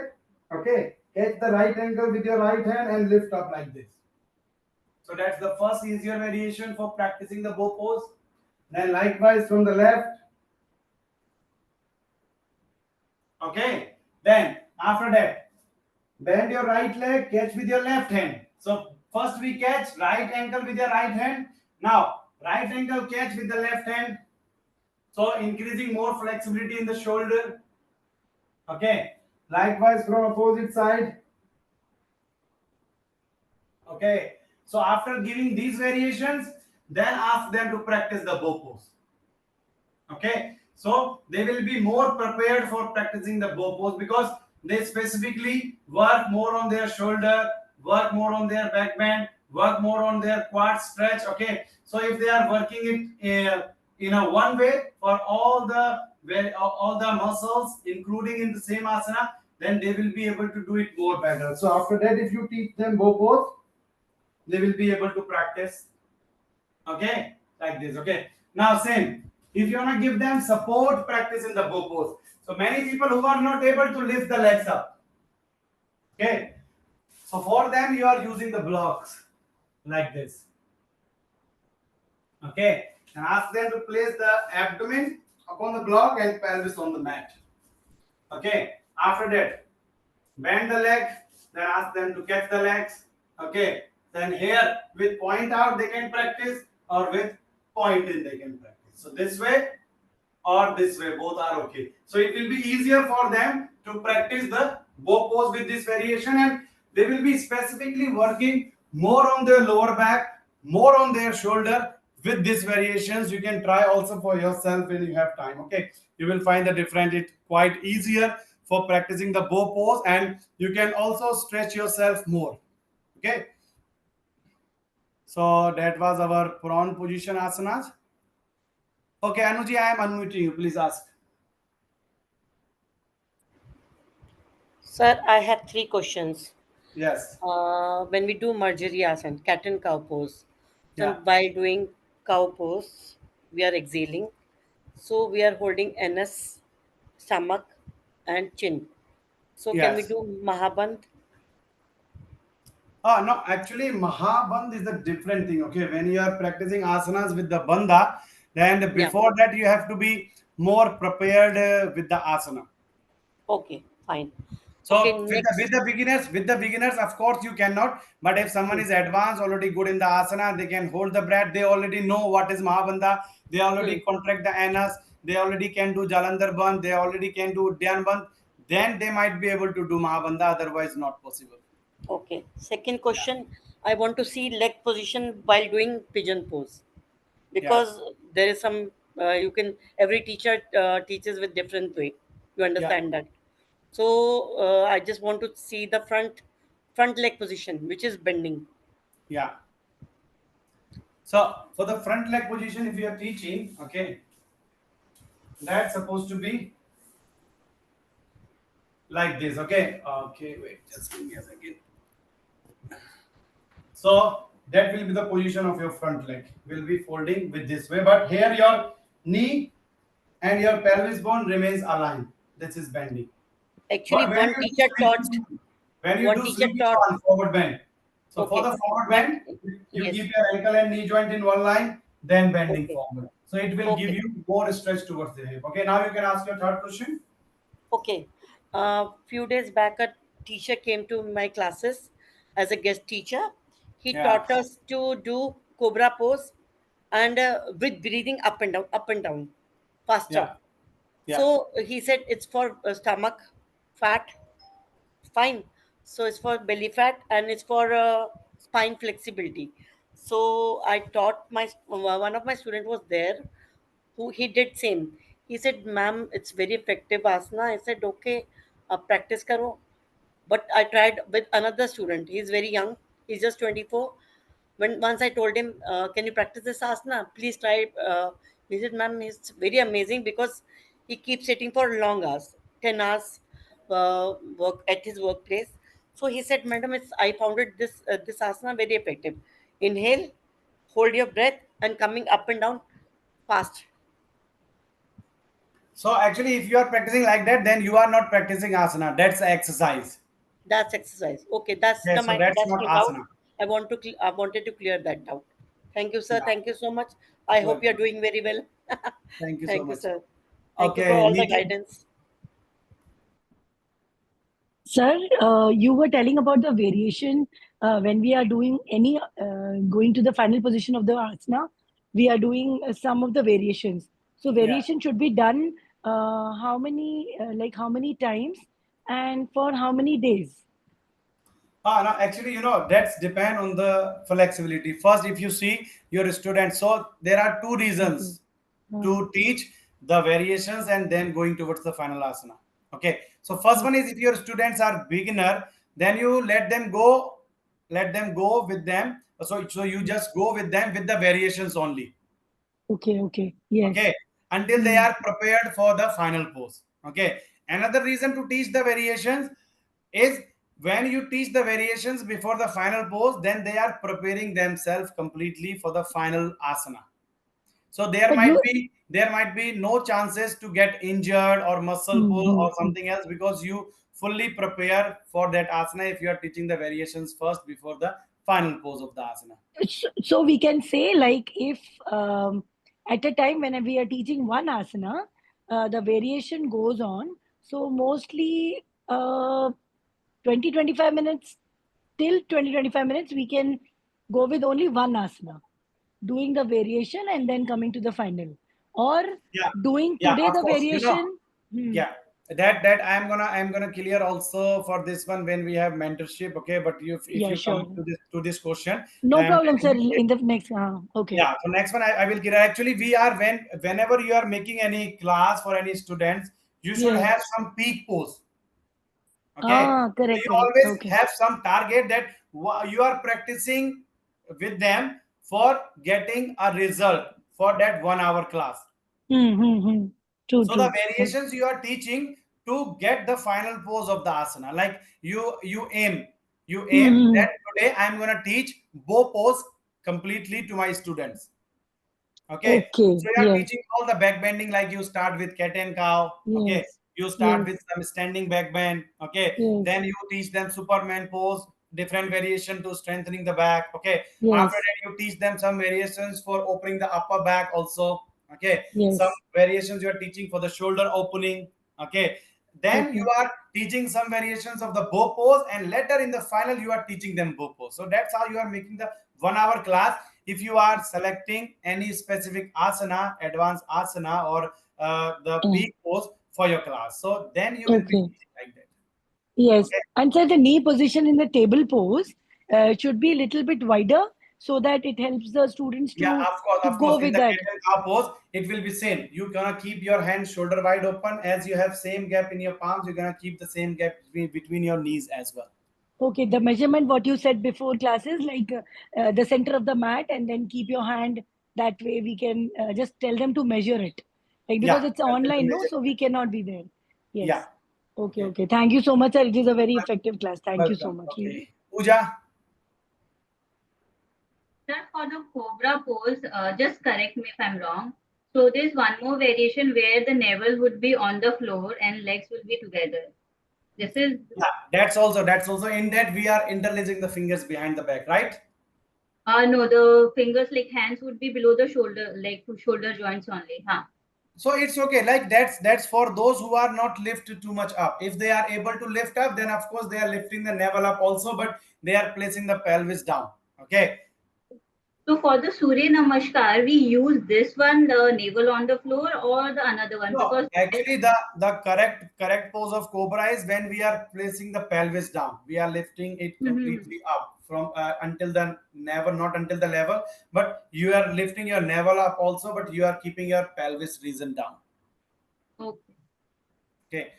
So Okay. if someone don't have enough flexibility, like your pelvis will come up only. Okay, sorry, your navel and your whole abdominal part will be coming up only if you have enough flexibility in the back. If you don't have enough flexibility, then of course you can ask them. They try to lift up until your navel. Okay, and don't push yourself. Okay, so that's how you can design the asana according to their flexibility also for them. Okay. So because Okay. Yes, please. yeah. So what like with like I have learned the cobra pose in the Surya Namaskar from my institute that the navel would be on the floor only. So you can, if like if you want to do more backward bending in cobra, that's also can be possible. Not only placing the navel down. According to me, you can lift up You can, if it is cobra pose, it is a cobra pose, it is for your backward bending. So you can lift it up as much as you can, but without lifting your pelvis. So our pelvis, our spine and where our pelvis starts. So you can lift your whole spine up to get the maximum flexibility. Okay, if you are keeping it until your navel, then you are not using your whole spine. Okay, okay, sir. Thanks. Yeah. Okay, Indrajit ji. Yeah, hello, sir. Hello. Sir, in the Ardha Dhanurasana, what you taught right now, in that your Ardha Dhanurasana, in that you have slided your hand completely in the forward position, your shoulders were active. They were not touching the floor, and you raised the other leg up, right? I Yes. thought Ardha Dhanurasana, we have to keep our palm on the floor and then raise the other leg. That will be wrong. No, of course, that's the variation. If you lift your hand up, then you are working on the shoulder flexibility also. If you want to place it relaxed, you are working No, on no, the you back didn't leg lifting. get me, sir. What I meant is, you have slided your hand like this down. What I Yeah. meant is, we can't be keep the palm down and then lift the leg back. Palm Yeah, down. that's That's also right now. yeah, that's your own style. If you can break it in a different way also.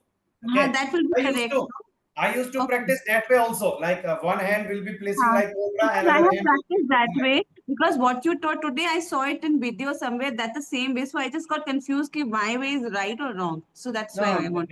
That's right. If you are breaking the asana in your on your own way, that is right. Okay, so that's not wrong until it's a variation. Right, sir. Thank you. Yes. Okay, Soumya ji, Hari Om, sir. Hariom. So I have one question regarding this camel pose. Yeah. So in that variation, when we put our thumb behind the spine, near up to the spine, so the head position will be, we will be looking up, or like how, what exactly will? Actually, when we are doing camel pose, actually we have to drop our neck completely back. Okay, but some people might not be able to drop it maximum back because if they are not using their lower back completely, they have really stiff back. Okay, when because of that position, if they are practicing camel pose here like Yes. this, okay, then if they are not able to push it forward, they are going to this position and they are like afraid to fall, so they are not able to lift their neck up. So in that position, you ask them to little bit up, not too much. Okay, Okay, sir. but Yeah. of course their chin will be slightly up, so not pushing towards the jugular, slightly up. Got it. Thank you so much, sir. Okay. Thank you. Okay, after that, Sri Vidya, you want to ask something? Yes, sir. Yes, In please.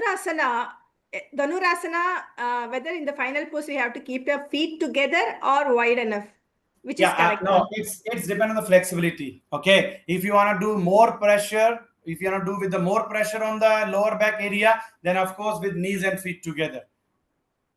Okay, if they are beginner, then better to ask them to practice with keeping the feet and knees apart. So for the beginners, we have to keep the legs wide. Yeah, same So with when they are cobra, getting same with cobra. advanced and okay, Yeah, same way. All okay, the with backward bending poses. flexibility. Yeah, Okay, all thank the you, thank backward you. bending. So here I want to explain all the back bending poses. If you want to do the Ah, advanced variation, you want them to give more pressure on their lower back side. They will be always keeping their feet together. If you want to release the okay, pressure from the lower back, you don't want them to push more on the lower back or they are really stiff to do the backward bend. They always practicing backward bending poses with keeping their feet apart. In the camel okay. position, in the cobra position, in the bow pose position, even in the standing back. Okay. Okay, Understood, sir. Thank you. yes, okay. Aarti. Yeah, Aarti, are you there? Am I audible? Yes, audible. Okay, I just want to know, like you said that you showed the bow pose. What I was struggling today in my session, in morning session, I told my student to do bow pose, and she was doing it correctly. She is the good in every asana, almost every asana. She do it Yes. perfectly. The issue I was facing is that when I told her to hold her ankle and lift her body up, she was lifting her body from the front perfectly fine. It's just that she was not able to lift her thighs up, not even for an inch. But she's good in doing salabasan, so I can't say she don't have the high strength or leg strength. So you So mean what while doing bow pose, she is not able to lift the lower body. yeah, she's not able to lift lower body. Okay, so if she is not able to lift the lower body, that means her quadriceps muscles are tight. So you're gonna work on the quadricep muscles, because while you are lifting your knees up while doing the bow pose, then the stretch is coming towards the quadriceps muscles. Also, your quadriceps muscles are getting stretched. Okay, but Okay. when she is doing salvasana, in salvasana, not having too much stretch in the quadriceps muscles. Okay, got it, got it. One So more you just question, sir. go with them, go with Mm. your students to do some pre-practices to stretch their quads, and of course she will be able to lift up. Okay, one more question, sir. Just Yes. one. Uh, how to make like them do Ashtang Namaskar? Like they are doing Surya Namaskar, everything is okay. But when we told them to na Ashtang Namaskar, that they have to place their hands and then they have to place their chest in between their hands. They're Yeah, not that's completely right. Many people face the issue. I also, when I'm teaching Surya Namaskar, like especially when someone is new, you are teaching them, they always do Ashtanga Namaskar in because a offline sessions you can still correct them, but in online sessions it's difficult to correct them that how to do it. yeah. Can you please So showcase it? Like, let me show you how they will be practicing for the Ashtanga Namaskar. Okay. So first one, for practicing Ashtanga Namaskar, okay, their position before the Ashtanga Namaskar supposed to be correct. Okay. okay, Like before, for doing Ashtanga Namaskar, if you ask them to do from the tabletop, of course they will be doing wrong. okay, Okay. So when we are doing a flow, Surya Namaskar, then from the plank, we are going for Ashtanga Namaskar. Yes. Okay. So from the plank, okay, you ask them to drop the knee. Okay. And after that, ask them first, before going down, ask them to arch the back like this. okay, If they will be doing like this, then of course they will do wrong. So first ask them to arch the back. So now they already know, after arching the back, they can easily touch it down. okay. If they are not doing this first, of course they will be doing wrong like this. But if they are Yes. arching the back first, this one, then it's easier for them to touch down. You can try. Oh, Okay. thank you so much for the Welcome. wonderful tip. Okay. Here, Jyoti. Namaskar, sir. My Namaskar. question is regarding Ushtrasan. In Ushtrasan, is it possible to keep our heels up, or it is necessary to always tuck our toes into the mat? I mean, for beginners, can we lift up our heels, and or do we always need to tuck our toes in the mat for In Ushtrasan? the Ustrasana, no, in Ustrasana, Yeah. I ask you to point the toes out, not tuck the toes in. Okay, toes out. But can we raise the heels up also for the beginners, or do we need the block? Like, of course, you use the block. So, in the Ustrasana, camel pose, what you mean to do like this? Yes, yes, yes. Yeah, Is if it they possible can, to do like this for the beginners? like according to the correct position of the Ustrasana, you should not tuck your toes in. It will be pointed out, because somehow when you are doing this, it will be Okay, stopping you to push the body forward. okay, Right. And in okay, Ustrasana, our body is supposed to be pressing forward. So better, instead of doing this, you use the block. okay, Okay. okay. Thank you. Thank you, sir. Okay. Now next. Okay, Purvi. Hi, Purvi. Are you there? Okay, I think she's not there. Raise the hand. Okay. So we are going forward. So we just have supine poses left. Okay. So supine poses are, I didn't put any specific some different supine pose. I just put easier supine pose variation. Like I'm gonna tell the name, okay, and you can already find out. Okay. So first one is Ek Pad Uttan Padasana. Everyone knows, in supine position Ek Pad Uttan Padasana is like when we are in the lying position, we are lifting one leg up. Okay, so that is Ek Pad Uttanasana. So that's a really basic pose. If you are teaching the supine positions, then better to start from this asana, Ek Pad Uttanasana. Okay, so Ek Pad Uttanasana also can be practiced like with lifting the leg 30-degree up, 45-degree up, 60-degree up until the 90-degree up. Okay, so that's how you can divide the variations also. Okay. And after Ekpad Uttanasana, we can also practice for Uttan Padasana. Okay. So for Uttan Padasana, we are lifting the both legs up. So both legs can be practiced 30°, 45°, 60°, but not 90°. If we are practicing Ek Pad Uttanasana, we can lift our legs until 90°. But if we are practicing Uttan Padasana, we can lift 80°, 70°, but not 90°. Why? Because if we are lifting our both the legs till 90°, then this is Ardha Halasana, half pillow pose. Okay, so that's come in the different category of the asana. Okay, so there also you can use the belt also, like if someone is lifting the leg, okay, like this, if someone is lifting the leg, one leg up, okay, like if they are not able to stretch it until 90°, you can use the belt, or you can ask them to get the catch the feet and stretch it like this. They can also practice with this way. Okay, but in this position remain. If they are stretching this leg, then another leg don't like this. Both the hips are touching on the mat. Okay, or better you ask them, if they are not able to lift the leg up, how you can make this asana more easier for them. One leg bend, another leg they can lift 90°, 45°, or 80° or 70°. It will be more easier if they are bending one of the leg also. Okay, same for the Uttan Padasana with both the legs. If they can't lift both the legs up with keeping the knee straight, they can even practice with slightly bend the knee, and they are lifting here, they are lifting here, and they are lifting here. So in the starting, they can also practice with keeping the knees bent as well. Okay, so it doesn't mean if they are bending the knees, they are not correct. Okay, they are correct until their both the shoulders are placed down. So when they are lifting the leg up, then don't practicing like this. So there both the shoulders and whole back will be resting on the mat completely. Okay, so don't lift them like as. Also, if they are practicing this asana and they you ask them to catch, okay, the feet. After catching the feet, okay, so once for a while you can concentrate on my shoulder. Once for a while, if you catch the leg, then shoulders are coming up. After that, you try to expand your chest, then push the shoulder like this, then they're gonna get more stretch. Okay, so after catching the leg, okay, it will be easier with using the belt. So when you use the belt, you can easily expand the chest. Okay, same when we are doing in the standing, if we expand the chest and then do forward bend, more stretch in the hip and hamstring muscle. So same we are doing in the lying position as well here. Okay, and later, as I told you, when we keep our legs 90°, that is Ardha Halasana, half pillow pose. Okay, so half pillow pose they can practice with keeping the knees straight, or they can practice with keeping the knees bent as well, or you can also give them Ardha Halasana with using the walls.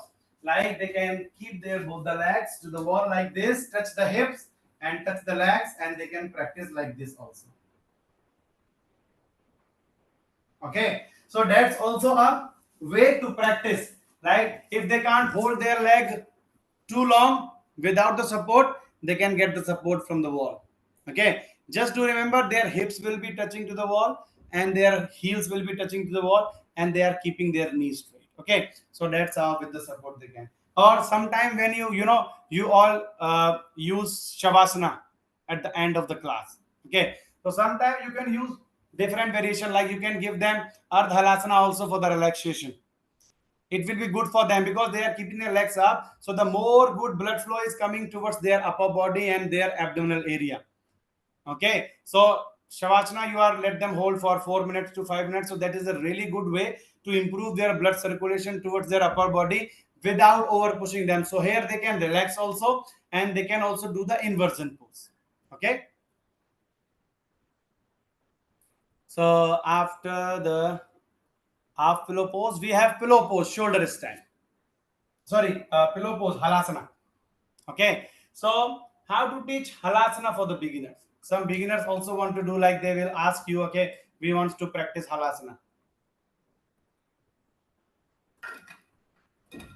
So how are you going to teach them halasana? Okay, so for halasana, we need some more props actually. Or the wall can be also helpful. You can ask them to bring their mat close to the wall, so they will be supporting their legs to the wall. Or you supposed to have this bolster with you, so they can place their toes upon the bolster also. They can use the pillow also if they are at their home also. Okay, but nowadays people are using different pillows, so they might not be working because people are not using hard pillows. Okay, and for that we need something hard like a bolster. Okay, so if they don't, I will also give you option for that also. And the most important thing, when people are practicing halasana, okay, then nowadays it's really common that people have neck related issue, cervical problem, or they have pain in the neck. That's also be a reason that you are not teaching them halasana, because they might get injured with their neck also.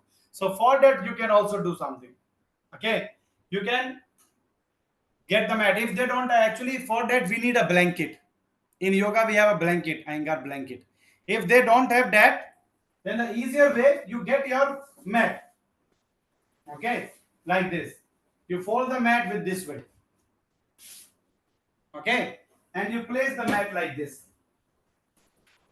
Okay, and if still you need bit more, then you can more fold. So if they have more pain in the neck, that base supposed to be bit more higher.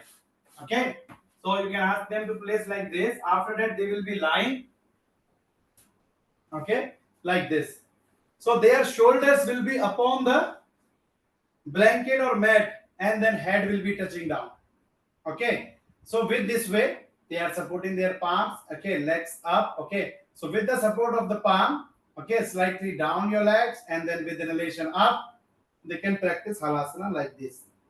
Okay, if they are not able to touch, they can hold at any point. Okay, so what's happening when you are doing like this? But remember, you're gonna keep your shoulders slightly down, not on the edge of the mat. If you are placing it edge of the mat, when you are lifting your body, then your shoulders will be going to the ground. So keep your shoulders slightly inside, okay, not outside. So your shoulders will be on the mat completely and head down. So because of that, all the pressure is coming to the shoulder, no pressure is going on your neck.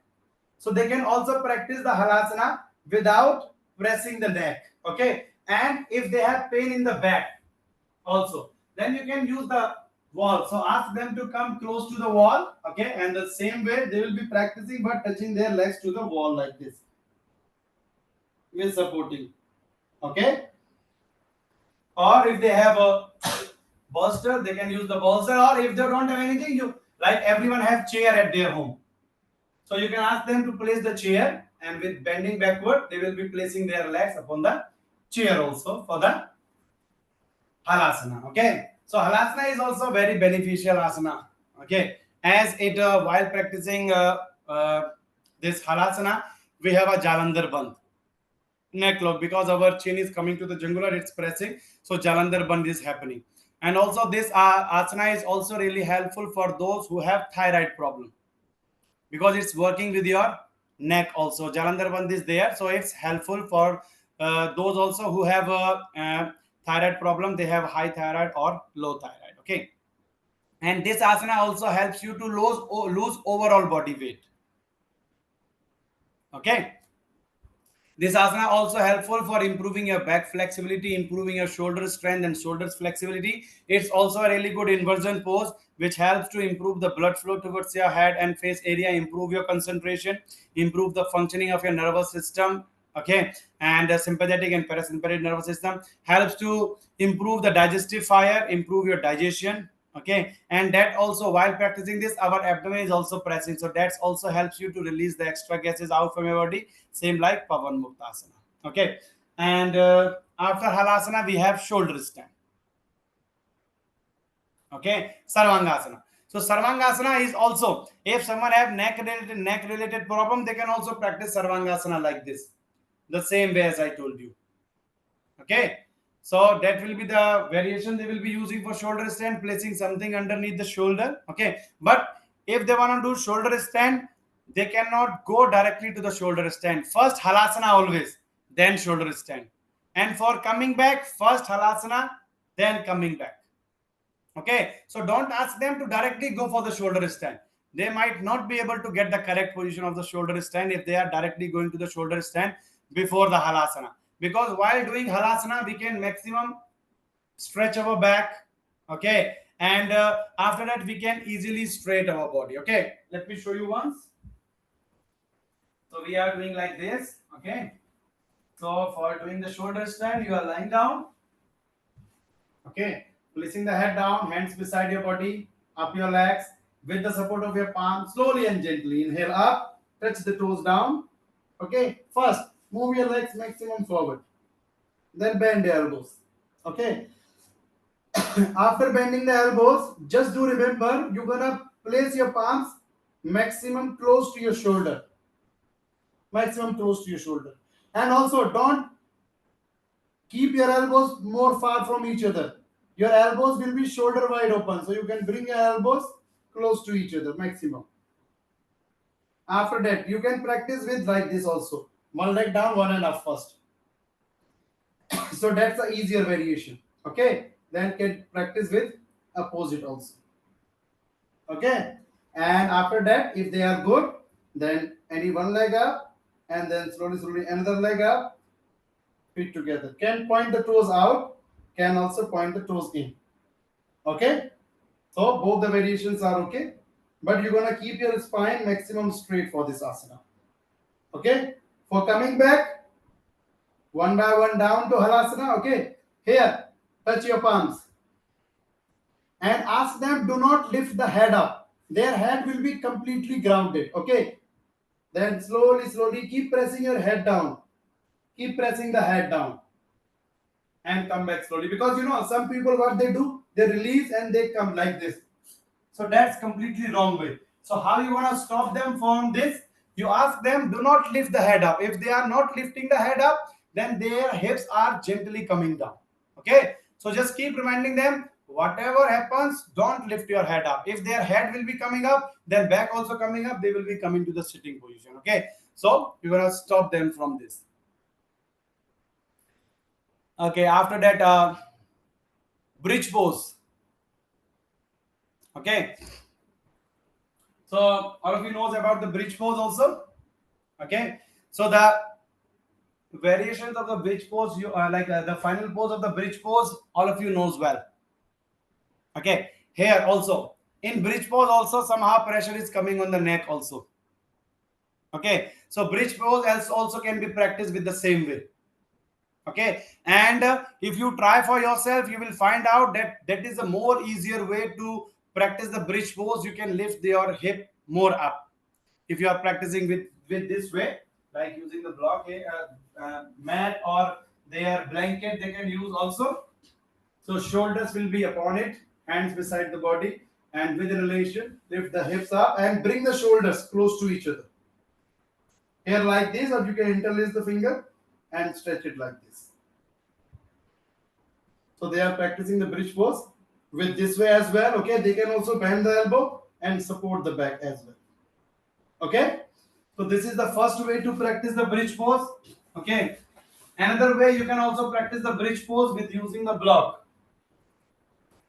So you can get one block or two block. Okay, you will be lying down like those who can't hold the bridge pose longer and they have really stiff lower back, and you want to improve the flexibility in their lower back area, and bridge pose is very good for that because it gives the pressure towards the lower back, helps to strengthen and helps to improve the flexibility also.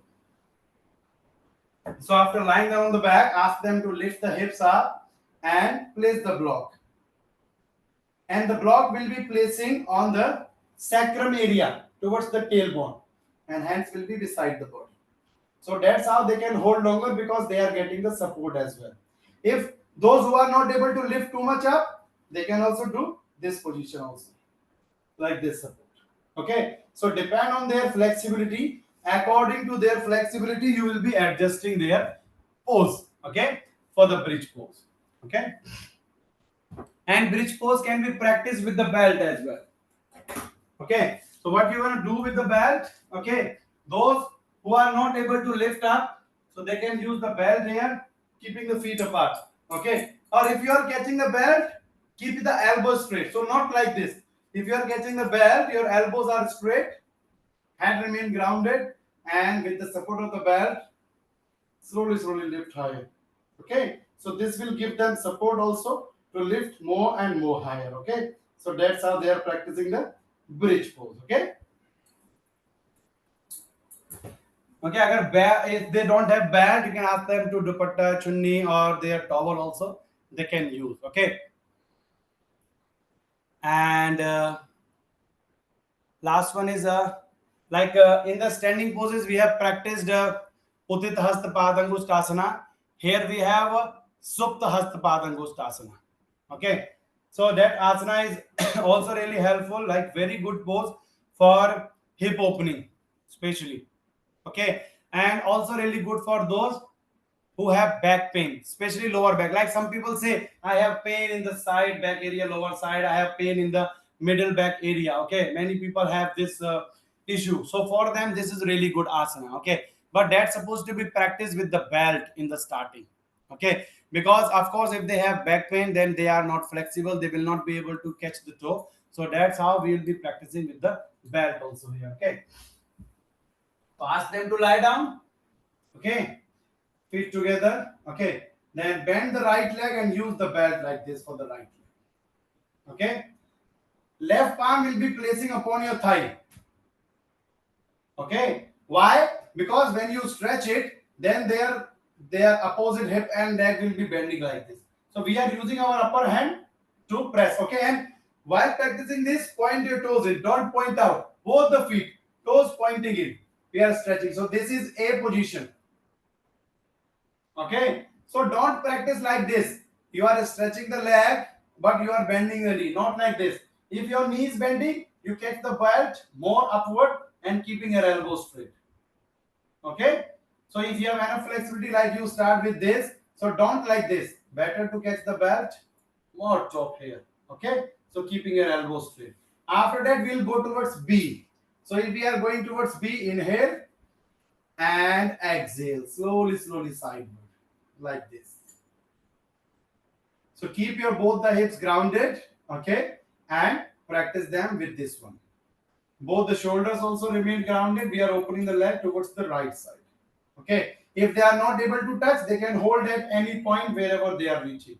If they are really stiff, they even can't open, then you can ask them to bend the knee. Practice this one first. Okay. So if they are practicing this with keeping the knee bent, of course they will be practicing this with keeping the knee bent. Okay, from both the side with keeping the knee bent, they will be practicing this one as well. Okay, so that's Supta Padangustasana A and B. Okay, you can practice from the both side. Okay, so that we finished our asanas here. Okay, and some question from Monica, have something to ask? Sir, I have two questions. First, let's take it with bridge pose, Setu Yeah. Bandhan. When we use the prop, can we use the prop like a block between the knees so that Yes, of their course, of course, of course. knees do That not gonna fall that gonna apart? help to improve the engagement towards their quads. And bridge pose is really good for strengthening the quads also. Okay. The other question I had was in Superman position when you are into the prone position. Is it Yeah. the belly to be on the floor, or the pelvic bone needs to be on the floor, or No, no, raised? only your belly, your pelvis is completely up from the floor. Okay, You are balancing only on your belly. all right. Okay, and during this Pad Uttanasana, when we lift the leg towards 80 degree, or say in Ek Pad Uttanasana, there's a tendency of the arch and the lower back to happen. So mostly clients or the students use both the palms under their buttocks. Yeah, When of they're course, they are lifting pressing. We are the pressing, or you can just ask them to roll the towel and place that part, which is our lower back part, is already curved. Yeah, so ask them to roll the towel and place that place under the also. lower back. Yeah, so that will be help them to more engagement towards the core. Okay. Okay, that's also a way to relax. Okay, there is a good way to relax, because when we are doing savasana, Hmm. okay, then because of the normal arch in our lower back area, it's never get grounded and not Touching the able to ground. relax. Okay, so for that, the to practice relaxing with the chair is really helpful. Like you can get the chair here, okay, and you place your both the legs upon the chair and placing like this. So that will Correct. help you to touch that part, the arch we have in the lower back, so that can be touched completely on the mat, and you're gonna get more good relaxation towards the lower back side. Okay. Okay, All right. Uh, yes, Somya. Sorry. Unmute again, please. Yeah. So the Yes. question is regarding the bridge pose. So Yeah. what I have learned and what I also tell my students is like when we lie down, we can hold the ankle with our fingers. So Yes. is that Yeah, like of course. Like, but for this, we need enough flexibility to catch. right? And also, it's not like that. If you ask them to catch the ankle and they are doing like this, so this is wrong. Ah, right, right. This is Their wrong. ankle and knee joint supposed to be in one line. Oh, Okay. yes. So if they are catching the ankle and they are doing that, doing with that specific alignment, then that is correct. Okay, that's all. Thank you. Welcome. Okay, Devyani ji. Uh, Hello, sir. I just want to ask some questions. I want to ask that do we have to tell them from the starting that they should have to bring the props or before starting the class, or they will have, or what about that? Yeah, of course. You don't have to ask them for so many props. Just they're supposed to have block and they're supposed to have yoga belt with Belt, them. yeah. But You we can have to ask tell them. them That's from the that's beginning. like that's like really necessary. That will help you to improve the flexibility. If you will give them positivity, like there's gonna be that much helpful. But they will be also bringing if you have also you are using for your own. It's not like you don't Yeah, have, but you ask them, you bring the block and belt, that will be helpful. And if you yeah, don't have, then of course they will ask you, but you don't have, how you gonna teach us? Okay. So first you have to show them that this is the block because they are coming beginner, they don't know. They say this is block, yeah, you can buy it from online from Amazon or whatever online application you have, you can buy it from. You can write down this yoga blocks and yoga belt. Okay. So of course that's necessary for your student. As for my experience, if they don't have blocks, it will be really hard for you to teach them, especially online. yeah. And two more questions, sir. It's my thought that I'm showing my students first the final posture and encouraging them to reach there. So they should get the goal in the vision for that, and they will start them with the beginning with the props and all that. But the goal they will get about the final posture. So do you think it's a So good that's, or that's we also have to correct. go First, you step by give step? them that is the final pose, and you don't have enough flexibility. So we are breaking the pose, and we Yeah, will go step by step with some pre practices. and Then we you will will reach to the. definitely That's also reach the first. goal. Yeah, Yeah, first you show them the target. That is our target. Okay, yeah, and that yeah. is the way how we will be getting towards the target. Yeah, that's true. And the last question is that, sir, that I want to ask them to, because I am starting my class with the Sukshma Vyayam and then I go step by step for the all the asanas. So is this the right way or we have to directly Yeah, go of to course, the, right way, right way. And for everyone, if you have some questions regarding the class, how to design and everything, then tomorrow and the day after tomorrow we don't have class. Monday we will be discussing about how to make the sequence, and we'll go towards the teaching method also. Okay, okay. Ravina, Yes, sir. Hi. hi. I have doubt regarding halasana flow pose. So in Yeah, that, our toe should be tucked or it should be flat, which is the correct alignment. both. Like if you are practicing hatha, point your toes out. If you are according to the vinyasa or Astanga or Iyengar, tuck your toes in. Okay, so both are correct. Okay. Both Yeah. are correct. Okay. Thank you, sir. Okay, so all questions are finished, and we have finished the asanas. Okay, and tomorrow we don't have class, and Sunday we have webinar. Oh, please remember Sunday. On Sunday, I'm reminding you, Sunday at 1 p.m. in the afternoon we have webinar. There we will be showing you our app, how our app gonna work, how you gonna fill your own details in the app, because everyone knows that you all are having classes, so you are not working 9 to 5 for us. Okay, so you're gonna give us free timing, so we'll tell you how on the app you can fill your timing, that this timing is empty. So according to that, when the person is clicking on your profile, according to your experience, according to their need, so they're supposed to know that you have that much availability, then they will be going to do yoga with you. We also open the price, how much you're gonna get for one class. Okay, that's also will be there, and we will be also telling you some other ways also, like our goal, what will be our goal and everything, and how you gonna work in the system. Okay, and how you gonna get paid more with us. Okay, so that's also we're gonna tell you. So all the details will be there in the seminar, so don't miss it. That's really important. If you have some friends, okay, they didn't do interview with you, but they are interested to join, but they were like thinking, okay, that's fake, or they didn't started yet, so why will be wasting our time for interview and everything. So you can also bring them. Okay, I will share the link today in our group, okay, SuperMe group, so you can forward that link to them if they are interested to join. So because when the prize open, more people get interested. Okay, but that's sure, you come with us without any prize or anything. We didn't clear you anything, but you started with us, so we already noted down your name and everything, so you will be getting more benefits, okay, compared to them who will join us after the webinar. Okay, so your names are already corrected, okay, already collected and already in the system, okay, and already we given you stars and everything. So that's how we find out that you joined us with the full commitment before having the prize also. So you will be getting more benefits from those who didn't join yet. Okay, but still, if your some of your friends and colleagues want to join, they can come, okay, see the webinar. If they likes it, then after that they can contact to Pallavi or me, then they can have an interview again. And that time interview will be more harder because training has happened to you, and for them didn't happen, then they have to be more prepared for the interviews. Okay, because in the starting we have a specific goal to turn, okay, because we are also launching on 21st, like tomorrow by the night our application will be launched. Okay, so in the on Monday we will be showing you about the application. Though when we are launching, then we are having so many discounts for the customers who want to join with us.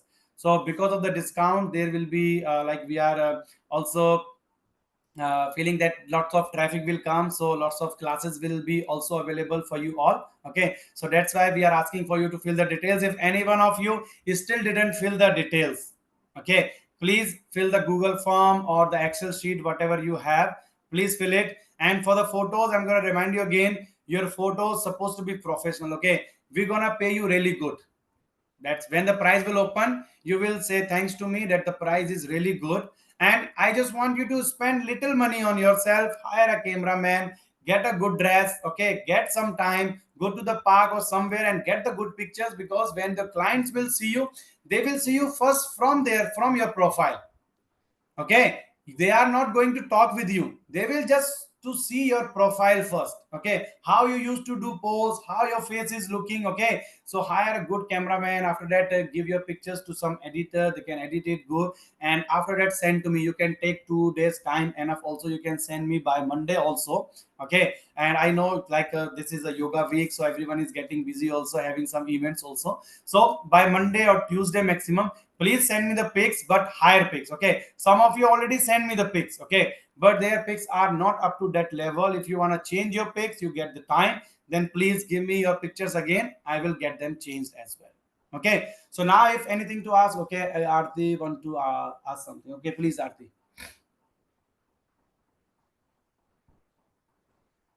Aarti, are you there? Just a second. Sorry, my baby is crying. Wait a second.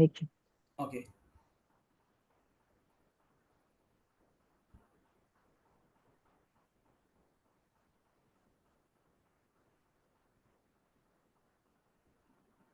Okay, Purvi, until now you can come up. You're asking something. Yeah, sir. So I wanted to ask that the list which you're referring to, is it okay if you can share the list with us? Oh yeah, the asanas list I will share. I will share. Okay. In the WhatsApp group, right? Yeah, on the WhatsApp group I will share. Okay. Okay, and sir, also that you have kept a webinar on 22nd, right? Yes. And sir, 22nd I'll be traveling. So I'll try to log in, but it could be the possibility of network challenge I could face. Okay, you just try your best to join it. Okay, if you maybe if you can't, then we'll be providing you details later. Okay, but we have to find a way how to get in touch with who are not joining and everything. Okay, so better first you try to join the webinar. That's really important. Okay. Sir, I'll try my level best. Since I'll be traveling, I'll be landing around 10:30 or 11 in the morning. So I'm not too sure that I'll be able to Yeah, reach if to. not one at 1:30, because webinar will be for 1 hour maximum. So whenever you have time, just in. Okay. Okay. Okay. Okay. Okay, sir. Thank you, sir. And welcome. Okay, Kanu. Yes, sir, I don't have any query. I was just about to tell about your sessions. I have also Okay. texted in the chat box. It was a Yes, yes. wonderful session. Yes, I have attended so many sessions regarding the yoga classes and all, but the detailing which you gave was really, really nice. And Thank you. definitely, yeah. Okay, so thank you so much. But this is just we are starting. Okay, my aim is to teach you more. That's how you can teach good also. So whatever knowledge I have, I will be sharing with you all. When you started working with us, then we have different training sessions. I will give you chance, every one of you to come up and teach us some good things from your side, from your experience as well. And we'll be asking you to asking to others, good teachers also, to do the webinar and different trainings for us as well. So you, if you started working with us, we will be working on your knowledge completely. Okay, so don't worry for that. We'll be bringing very good teachers and very talented teachers Actually, every month, at least one time. Okay, or we will try for the best for two times. It's depend on your availability also. Like if most of you are available, we can do it two times in a month. Okay, and we'll try at least one time, that is for sure. Okay, so that was a really good yeah. session. Okay, so that asanas are finished. I will share the list of the asanas name in the Sanskrit and English as well in the group. Okay, and the Monday we have a, you have a last session with me for mentorship, like a program. Okay, we will be teaching you how to make the sequence and how, and some teaching methods as well, especially for online classes. And after that, for next 2 days, Anuradha ma'am will take your classes. Okay, for the theoretical class. Okay, and teaching you like connecting the asana with the anatomy. Okay, she is also doing PhD, so she have a lot of good knowledge also for connecting the asana with the anatomy and some other ways. According to her, she will be teaching you the different things as well. It might be good for you also. Okay, so Mondays I will teach, and Tuesday and Wednesday she will be teaching. After that, your this training program will finish. Okay, so thank you so much everyone for joining. Okay, see you on Monday. Okay, so I'm reminding you again, if you didn't fill the details for photo, get the time, get the proper professional photos. Okay, invite your friends if they want to join with us. If any one of you still didn't fill the details, please fill the details. If you are not in the system, that means you are not getting the benefits with us. As I told you, who already in the session before the webinar, they will be getting more benefits compared to those who are coming later after the webinar. Okay, so thank you so much everyone. See you on Monday. Okay, and happy yoga day to all of you. Okay, and have a wonderful yoga day tomorrow. Okay, do your events and get good knowledge, and also teach people in a good way also. Okay, thank you so much.